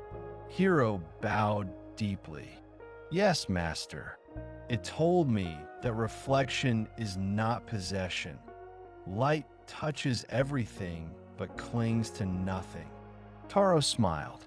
"Then you have washed well." He handed Hero the broom. "Now sweep with clean hands." That evening, as the monks gathered for meditation, Hero noticed something subtle. The temple was filled with ordinary beauty. Candlelight flickering on stone walls, the scent of incense rising, the faint murmur of breath from those seated beside him. He realized that greatness was not found in being admired, but in disappearing into the simplicity of the moment. To be unseen was not to be lesser, it was to be free. He whispered inwardly, "The flower blooms silently, yet fills the air with fragrance." Days later, the same townspeople visited the temple to offer food. They asked for Hero, wanted to thank him for his kindness, but he didn't step forward. Instead, he stayed by the kitchen, washing bowls, humming softly as the others greeted the guests. Master Taro noticed and smiled from afar. That night, after the guests left, he approached Hero. "You did not go to meet them." Hero shook his head. "I realized something, Master. If my work is truly good, it doesn't need to be known. The river flows whether anyone praises it or not." Taro placed a hand on his shoulder. "Then, my son, you have understood humility, the strength to shine without needing to be seen. You too may crave recognition, the feeling of being valued, acknowledged, appreciated. But true worth does not live in praise. It lives in peace, the kind that comes when you no longer need the world to echo your name. Be like the river, reflect light, carry life, make sound only as long as you flow. And when the world claps for you, bow to the sound, then wash your feet in the stream again." Humility is not thinking less of yourself. It's thinking of yourself less. True peace begins when you no longer need validation to know your own worth. Story 13. Evening had fallen over the valley. The last light of the sun stretched across the rice fields like golden silk. slowly fading into violet. The temple bell rang once, long and low, echoing into the mountains. Monk Sojin sat beneath an old plum tree, gazing at the sky. His robe was dusted with petals, the remnants of blossoms carried by the wind. He had been waiting for something for days, a letter from his brother, who lived in a distant province. The two had parted years ago, promising to meet again. Now, the letter was supposed to carry the date of his visit, but hadn't come. Each day, Sojin watched the path that wound up the mountain, hoping to see the mail carrier. Each day, his heart sank when no one appeared. By the fifth evening, frustration filled him like heavy rain clouds. He muttered, "What use is patience if it only brings waiting?" He didn't notice the old monk Isamu sitting nearby, sipping tea under the same tree. Isamu looked up, smiling faintly. "You seem lost in the future again." Sojin bowed. "Master, I've been waiting for a letter that never comes." The elder monk nodded. The invisible guest, always arriving, never arriving." Sojin frowned. But what if something happened to him? Or if the letter was lost? Isamu took a slow sip of tea. "Then your waiting will not bring it faster. You're holding the river by its tail." Sojin sighed. "But shouldn't I hope?" "Hope is fine," said Isamu, "until it becomes a cage." He pointed toward the horizon. "Look at the sunset. Perfect, isn't it?" Sojin nodded. "And yet," the old monk said, "if you keep staring, wishing for it to stay, you'll miss the stars that follow." He smiled gently. "Expectation blinds you to what's already here." They sat together as the sky darkened. The first stars appeared, quiet, silver, eternal. Sojin looked up and whispered, "Then what should I do while I wait?" "Live," said Isamu simply. Sojin blinked. "Live?" The old monk chuckled. "Yes. Sweep the floor. Feed the birds. Watch the moon rise. Waiting does not stop life. Only your mind does." He set his empty cup down. "The letter will come, or it won't. Either way, this evening deserves your full attention." That night, Sojin did something unusual. He didn't wait by the gate. Instead, he walked to the garden and lit a single lantern. The pond reflected it perfectly, one small sun in the dark water. He took a deep breath. The air smelled of plum blossoms and earth. He whispered to himself, "Peace is not an arrival. It's in being here." And for the first time in many days, he slept soundly. A week later, the letter finally came. A young novice found Sojin pruning branches and handed it to him eagerly. "Your brother wrote," the novice said, smiling. Sojin looked at the letter in his hands. For a long moment, he simply observed it. The folded paper, the faint smell of ink, the weight of the message he had once longed for. Then he smiled. "Let it wait a little longer," he said. "I'll finish pruning first." The novice looked confused. "But aren't you curious?" Sojin nodded. "Yes, but I'm no longer in a hurry to meet the moment.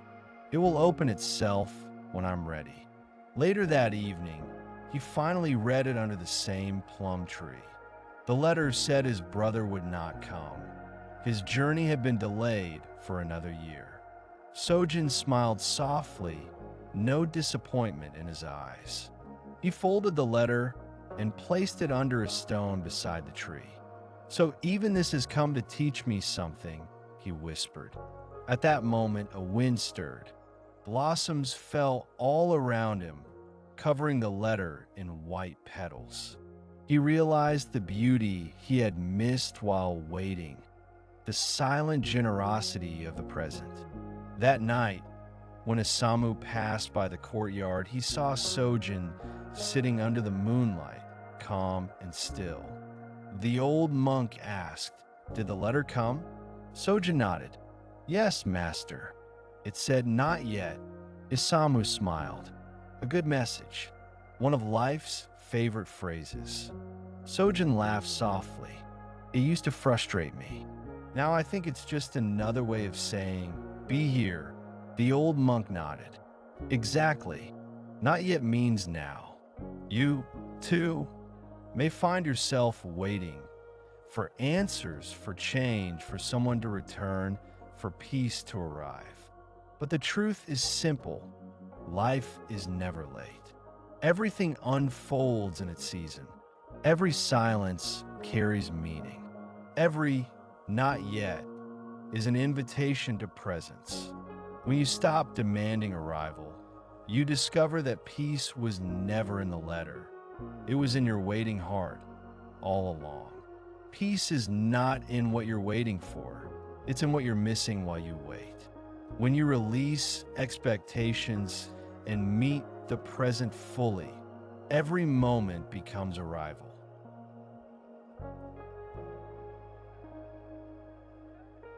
Story 14. The midday sun hung heavy above the temple. Heat shimmered over the courtyard, and cicadas sang their endless, sharp song. Inside the meditation hall, the air was still until a crash broke the silence. A clay pot had shattered on the floor. Standing above it, trembling, was Monk Ryohei. His face was red with frustration, his breath quick and uneven.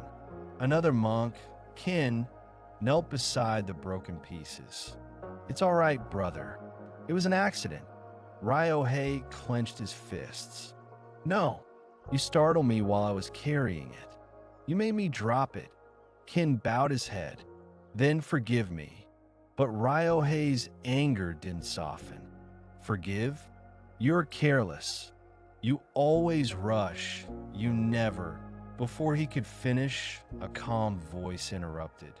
Master Daigo stood in the doorway, his presence like cool rain after fire. "Enough," the master said quietly. "Both of you to the garden." The two monks followed in silence, still tense. Daigo led them to a small pond shaded by bamboo. Dragonflies hovered over the surface. He pointed at the water. "What do you see?" Kin said softly, "The sky." Daigo nodded. "And if I stir it?" He picked up a stick and swirled the surface. The reflection blurred, breaking into waves of light. "Now," he asked. Ryohei frowned. "Nothing, just ripples." The master placed the stick down. "Anger is like this.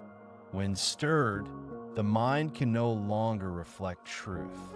It only distorts what it sees." He looked at Ryohei. "Tell me, what are you truly angry at? The pot? The sound? Or the loss of your control?" Ryohei looked down. The question pierced him deeper than blame. After a long silence, Ryohei said quietly, "I was already angry before the pot broke. I just didn't realize it." Daigo nodded. "And what fed that anger?" "Exhaustion," Ryohei admitted. "I've been working without rest." The smallest thing ignited it. The master smiled. "So the fire was yours all along. Kin merely became its spark." Kin looked up. "Then I too must reflect. I've been careless and rushing." My steps disturb him. Daigo sat cross-legged on the grass. "Good. You both see now. Conflict is rarely between two people. It is between their unseen burdens." He closed his eyes. When anger rises, it's a message, not an enemy. The garden grew quiet again. A breeze moved through the bamboo, carrying the scent of water and earth. Ryohei breathed deeply. "Master, what should I do when I feel anger again?" Daigo smiled faintly. "Offer it tea." Ryohei blinked. Tea? Yes, said Daigo. Invite your anger to sit beside you. Do not chase it out, and do not serve it poison. Sit with it and listen. It will tell you where you are hurting. That evening, Ryohei did exactly that.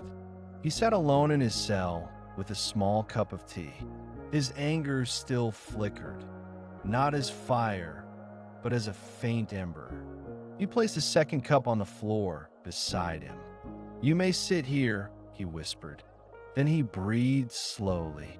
He realized the anger wasn't cruel, it was tired. It wanted to be seen. He whispered, You are not my enemy. You are my teacher. The ember dimmed. The tension left his body. For the first time, his heart felt both soft and strong. The next morning, he went to Ken, bowed deeply, and said, Brother, thank you for breaking the pot. Ken looked startled. Thank me? Yes, said Ryohei, smiling gently. It broke something else too, my blindness. Ken laughed softly. Then we should break pots more often. They both smiled, the kind of smile that comes not from humor, but from peace after understanding. Later that day, Master Daigo found them repairing the pot with golden lacquer. Kintsugi again, the art of honoring scars. He said nothing, only nodded. Sometimes silence is approval louder than words. When they were done, the repaired pot gleamed in the sunlight, more beautiful than before, its cracks glowing like veins of light. That night, Ryohei sat in meditation. He listened to his breath, steady calm. When anger returned, he didn't resist. He bowed inwardly, whispering, Welcome back, my old friend. And the anger, finding no enemy to fight, dissolved quietly into stillness. You too may feel anger's heat, quick, sharp, overwhelming. But beneath every flame lies something fragile. Pain, exhaustion, fear, unmet need. Do not fight your anger. Sit with it.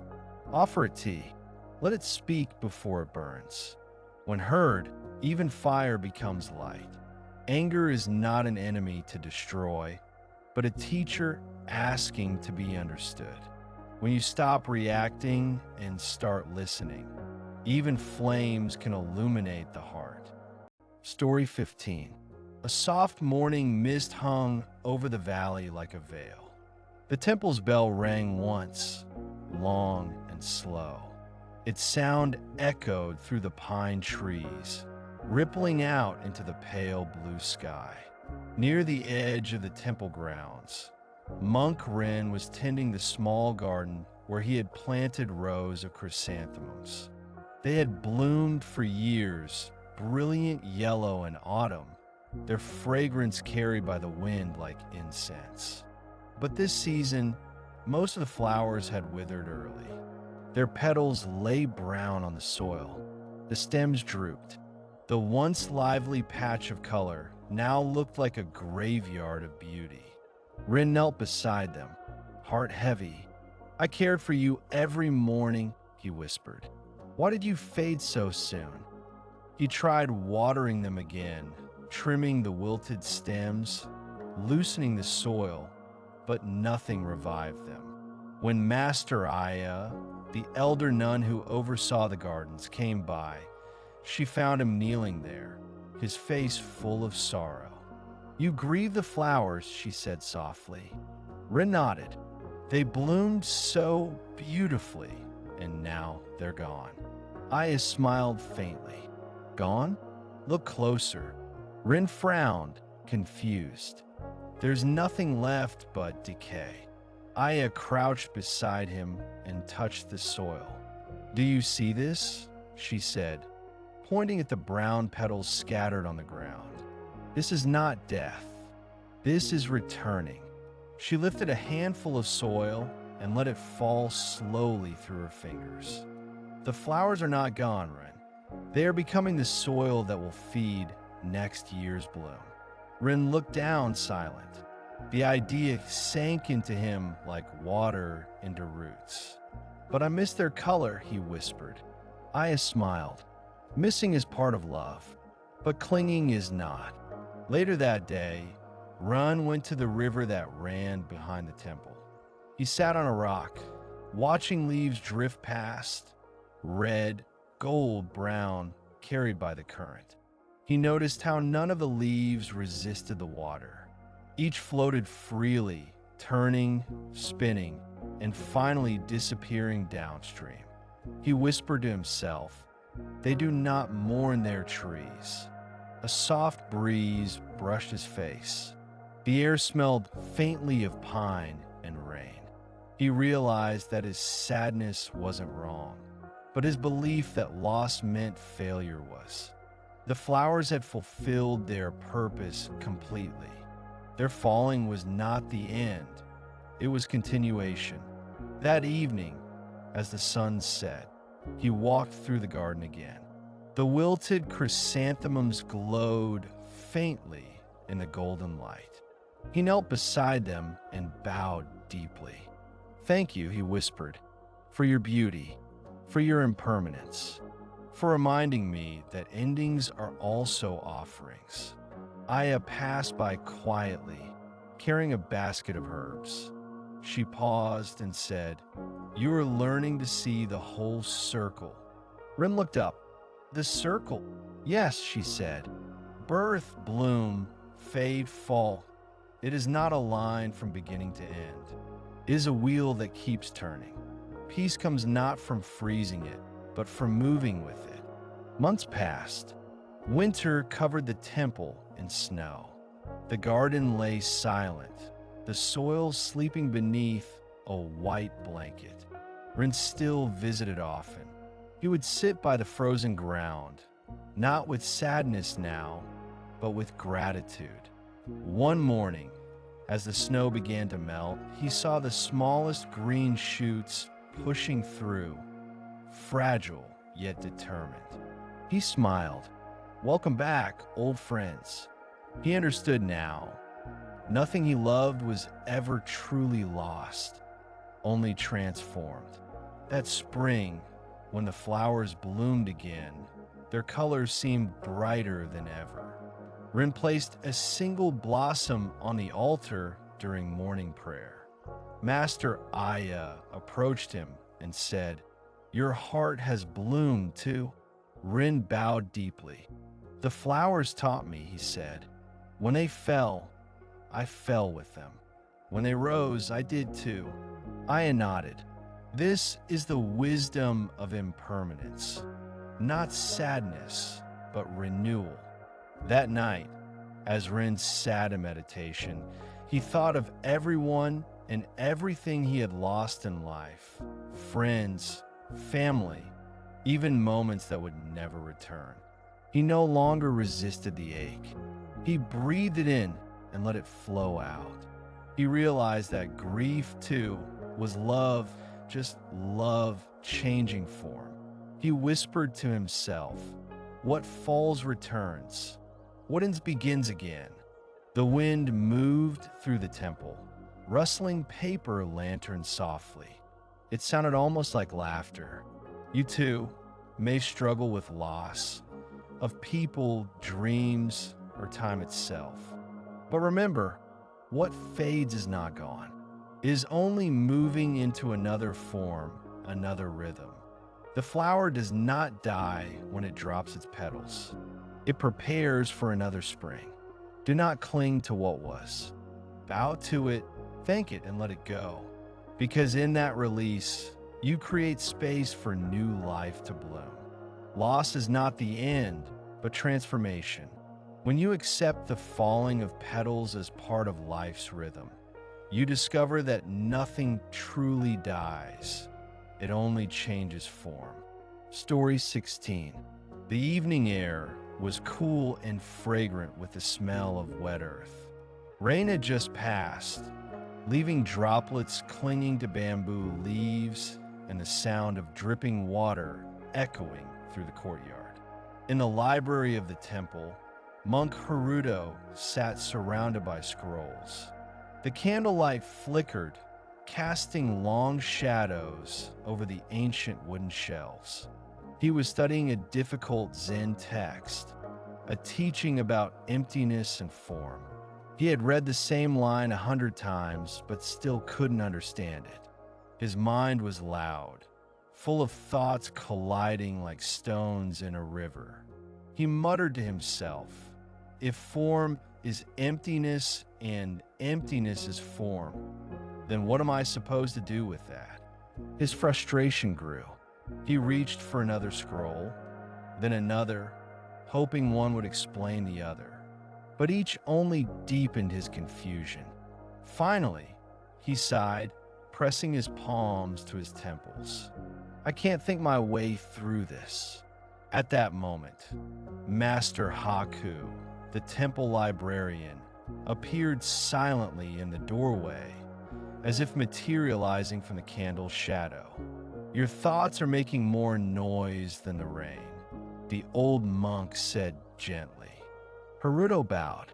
"Forgive me, Master. I'm trying to understand this teaching." Haku smiled faintly. Trying. That's the problem." He sat across from Haruto, folding his hands.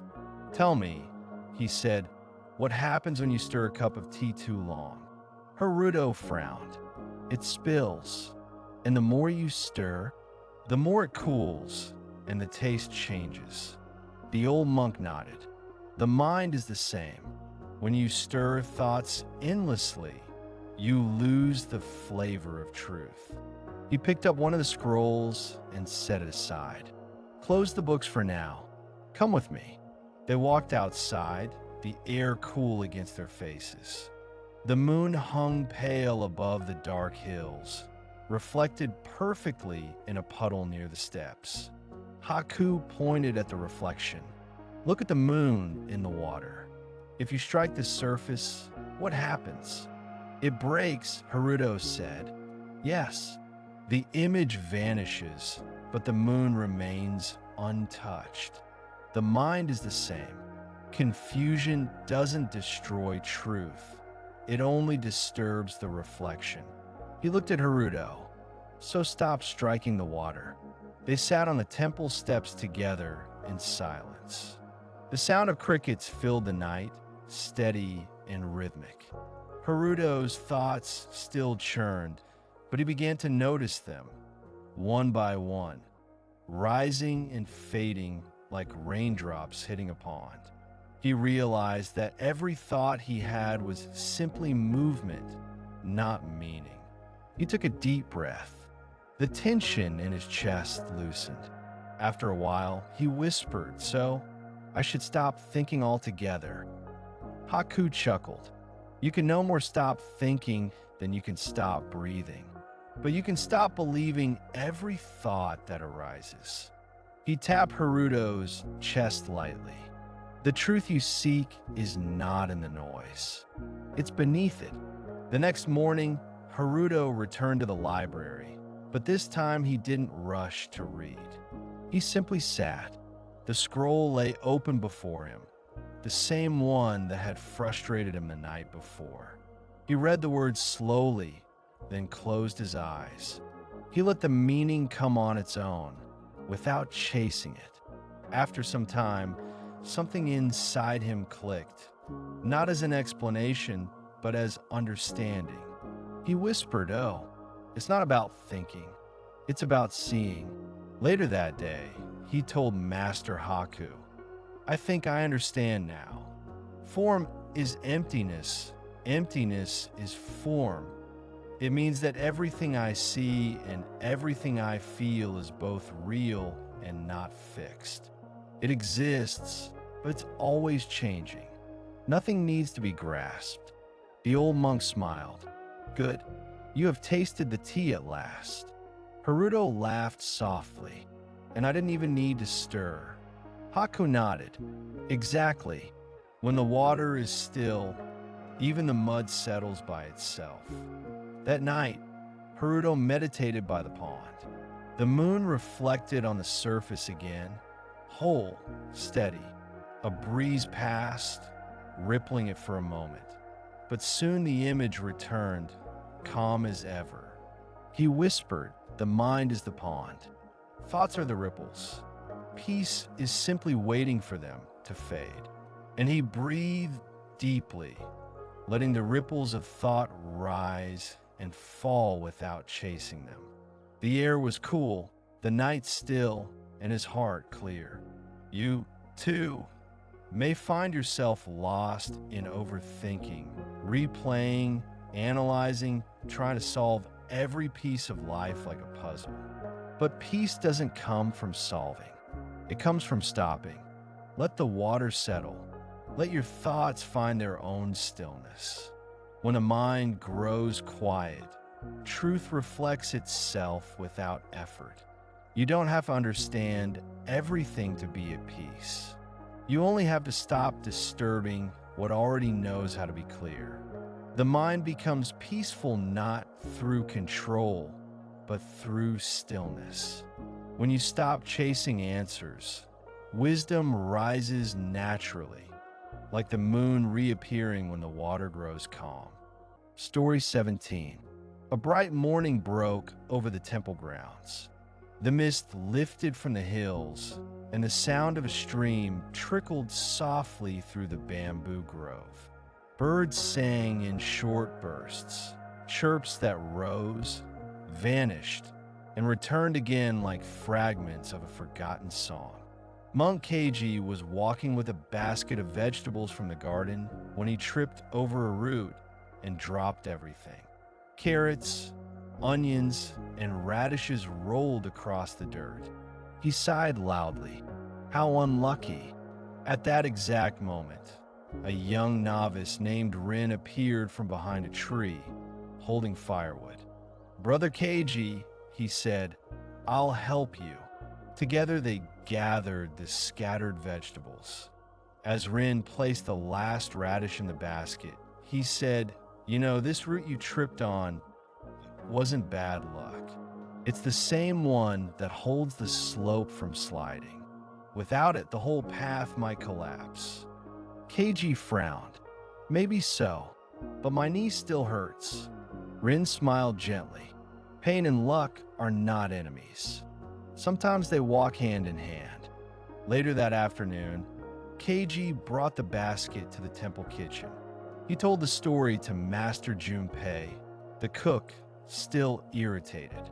Junpei listened quietly, chopping vegetables. "So," he said finally, "you call this morning unlucky?" Keiji nodded. "Of course." The master smiled faintly. "Do you know the farmer in the village below?" Keiji tilted his head. "The one with the white horse?" "Yes," said Junpei.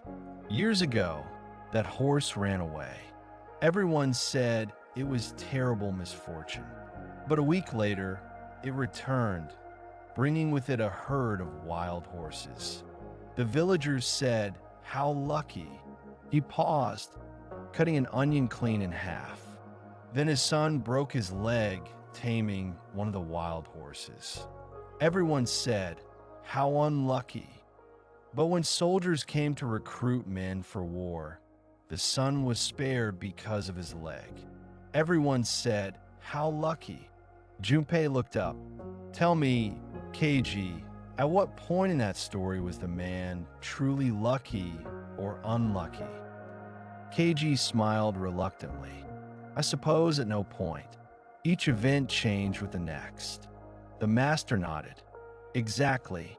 So, when you tripped, you judged a single frame of a much larger film.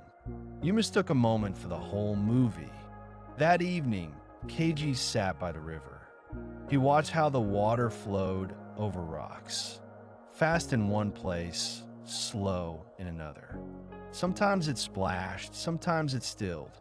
He realized none of it was right or wrong. It was just water being water. He thought of all the times he'd labeled things good, bad, fair, unfair, without seeing the whole.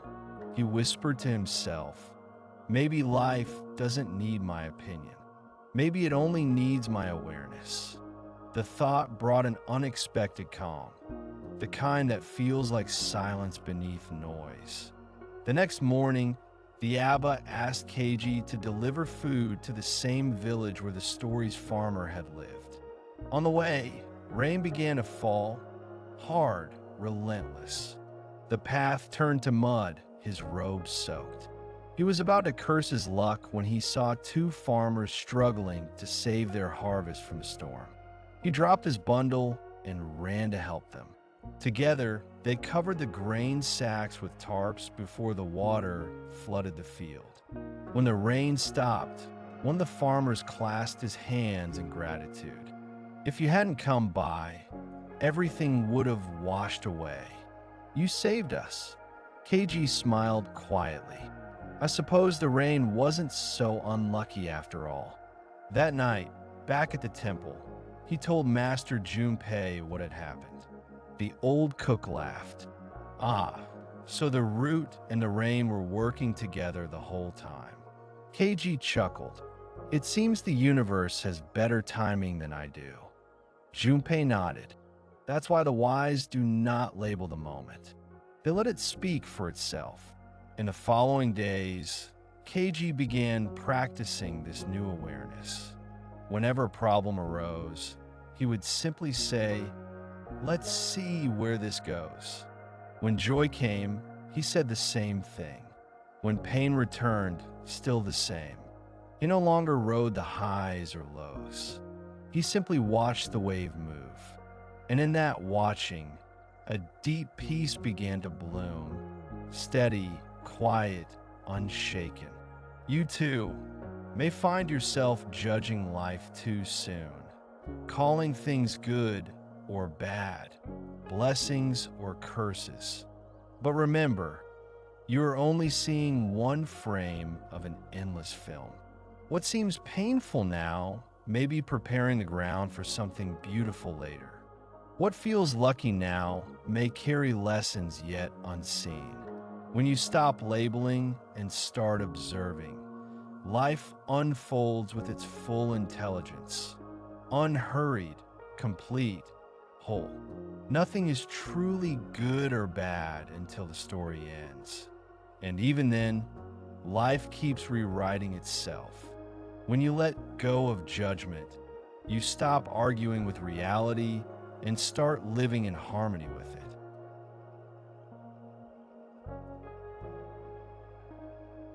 Story 18. The morning fog rolled slowly through the mountain pass, wrapping the temple in a blanket of gray.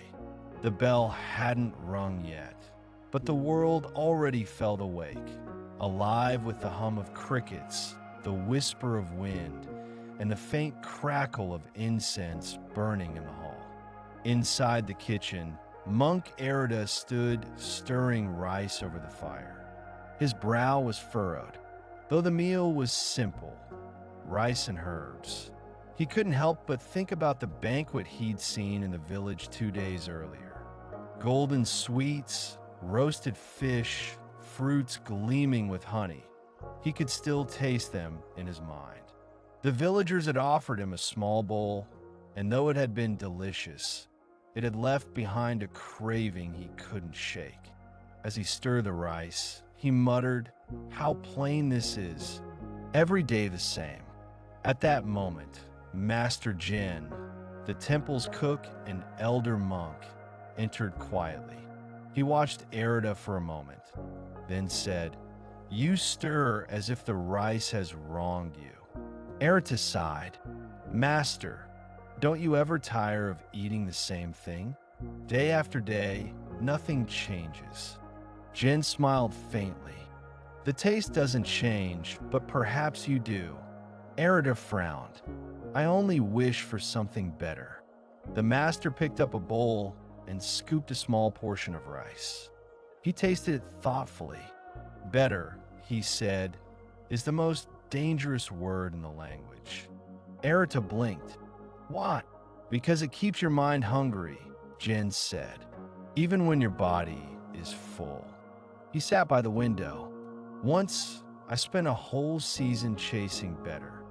I walked from temple to temple, hoping to find one with a grander hall, a purer teaching, a wiser master.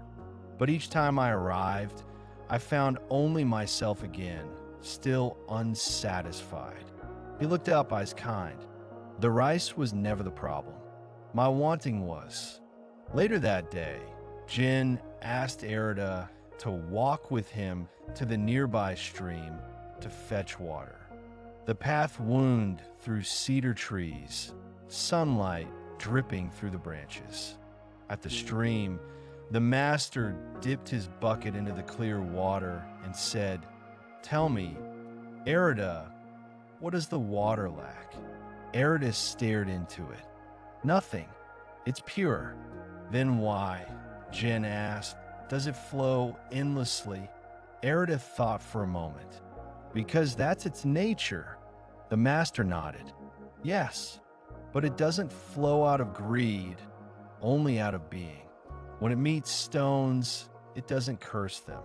When it bends, it doesn't complain. It just moves." He filled another bucket and handed it to Erida. "Desire is not wrong, my son, but when you chase it without awareness, you become like water trying to outrun the river." That evening, they returned to the kitchen. Jin placed a single bowl of rice before Erida and said, "Eat slowly. Taste as if it's the first time." Erida obeyed. He ate one bite, then another. The rice was simple, soft, warm, lightly salted. But as he chewed, he began to notice things he hadn't before. The sweetness of the grain, the quiet scent of herbs, the steam touching his face. He felt a calm spread through him. Jin watched and smiled. "Better." Erida laughed quietly. "No, master. Just right." Weeks passed. Erida stopped talking about what he lacked. He began to find joy in small things. The crack of firewood, the sound of rain, the curve of the moon reflected in the wash basin. One morning, a traveler visited the temple. He brought gifts, sweets, fruits, and rich tea. The monks gathered gratefully, but Erita only took one small bite of sweet, smiled, and set the rest aside. The traveler said, "You don't like it?" Erita bowed. "It's delicious, but enough has already visited my tongue today." That night, Master Jin found him cleaning the kitchen, humming softly. "You've changed," the old monk said. "No more fighting with the rice." Erita grinned. "I realized I don't need the world to give me more flavor. I just needed to taste what was already here." Jin nodded. "Good. Simplicity is not poverty. It's freedom." He looked at the glowing coals in the hearth. A fire burns steady when it's fed the right amount of wood. Too much, and it suffocates itself. Too little, and it dies. Desire is the same. That night, Erida sat under the stars, sipping plain tea. He thought about all the things he had once wanted, and how each had only led to wanting more. Now the simplest moment felt full, enough, complete, whole. He whispered to himself, "When I stop chasing better, I find peace in what is." The wind moved softly through the trees, as if agreeing. You too might feel the pull of more wealth, more recognition, more comfort, more joy. But peace doesn't grow from accumulation. It grows from appreciation. Will you slow down enough to taste your own life? Even plain rice becomes sacred. When gratitude replaces craving, everything you already have becomes abundance. Desire never ends by getting more. It ends by realizing you already have enough. Peace begins when better is replaced by thank you. Story 19. Rain had washed through the night, leaving the temple courtyard slick with puddles. Clouds hung low, heavy but quiet, as if the sky itself were resting. In the carpentry shed behind the main hall, Monk Itsuo sat slumped over a half-built wooden bench. His hands were trembling slightly, his tools scattered. The wood was split, cracked right through the middle. He stared at it, heart sinking. Weeks of work, he whispered. Ruined. The bench was meant as an offering for the temple's meditation hall. His first solo project since learning under Master Kano, the temple's craftsman. Itsuo had chosen the best cedar, measured each joint with care, and still it had broken. He wanted to start over. He wanted to give up. He wanted to disappear. Just then, Master Kano entered the shed, carrying a small lantern. You look like a man who's seen a ghost, he said softly. Itsuo sighed. Worse, Master. I've seen my failure. Kano set down the lantern, its glow spreading over the cracked bench. Ah, so the wood betrayed you.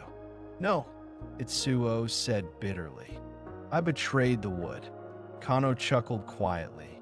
Interesting. Then tell me, why are you still sitting here? Itsuo looked up, puzzled. I don't know.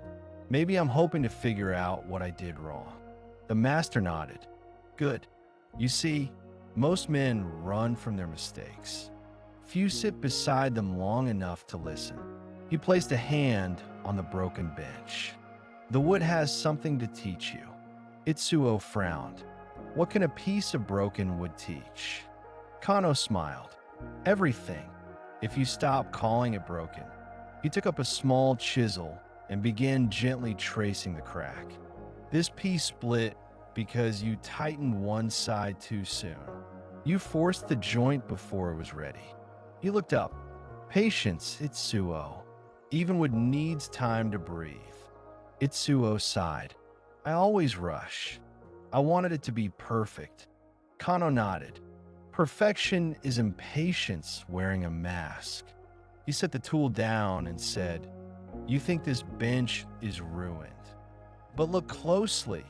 The split has revealed the grain more beautifully than before.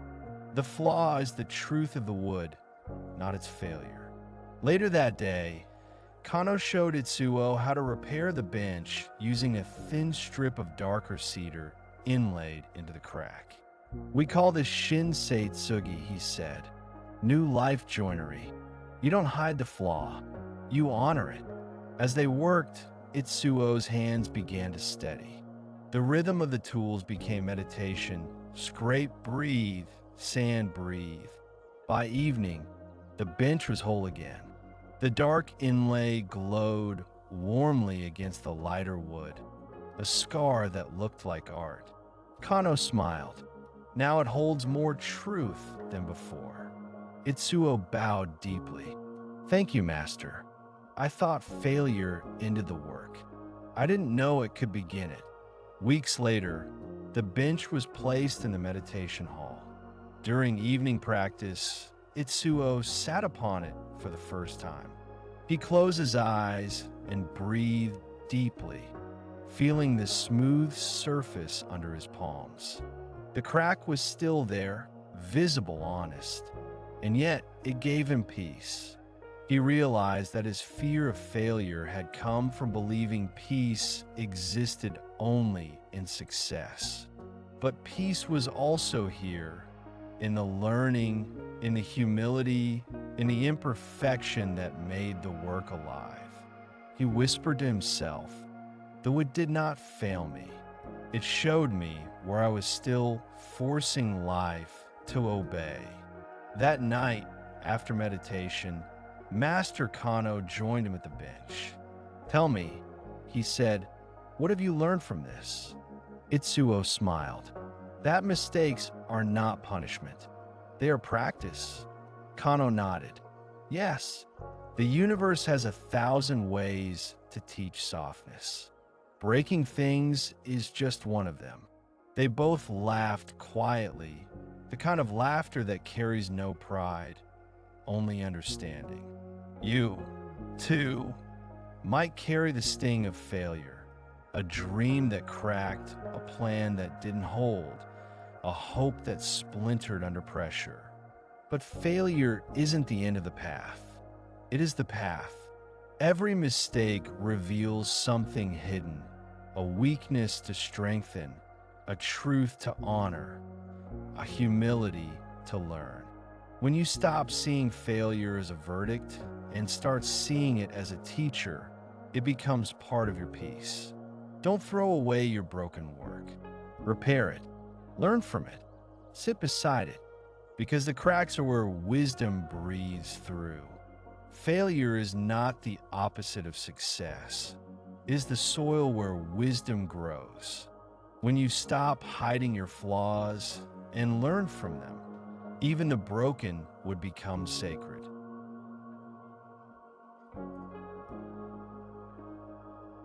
Story 20. A cold winter dawn painted the temple roofs with frost.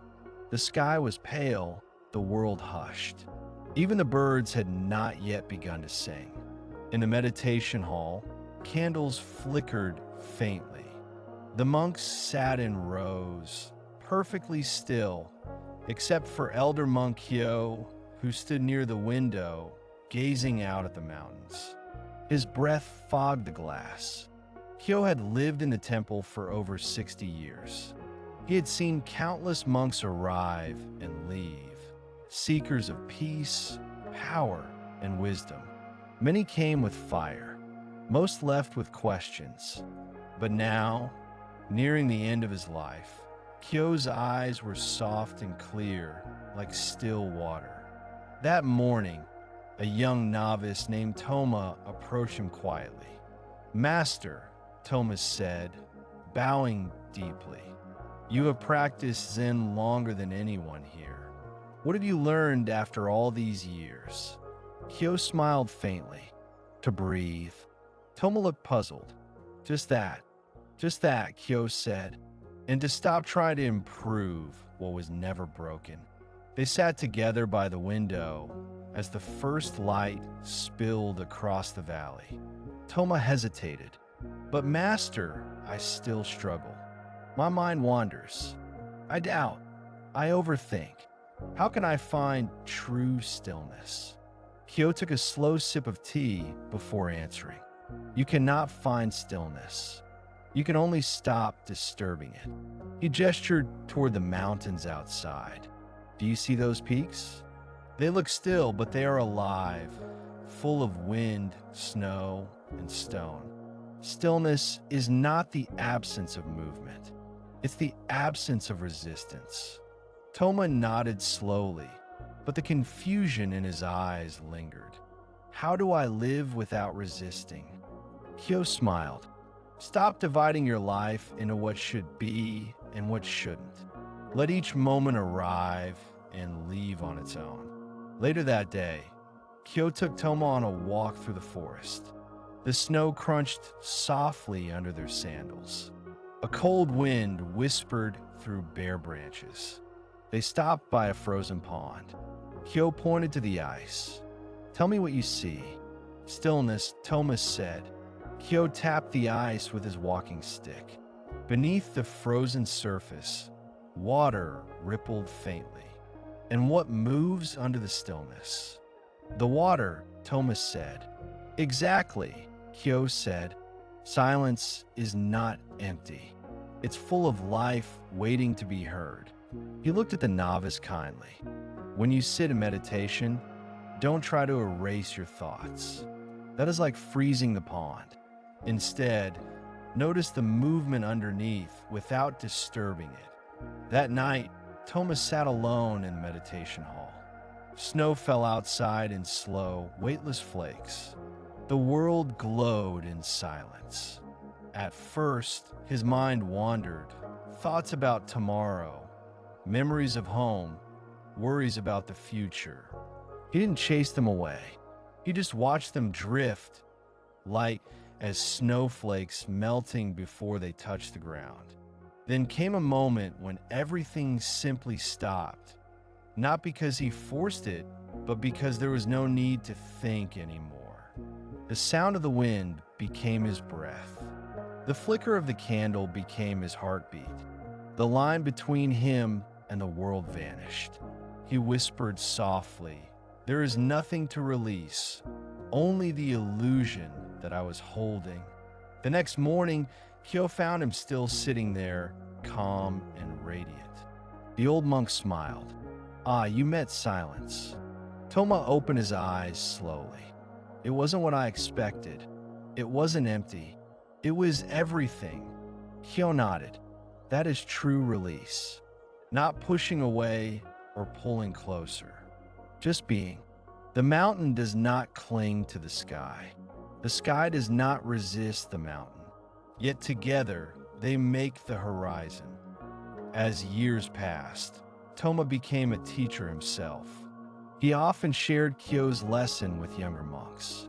When asked what enlightenment felt like, he would smile and say, "It feels like breathing after holding your breath for a lifetime." He never spoke of mystical visions or thunderous revelations, only the quiet joy of finally being one with the moment.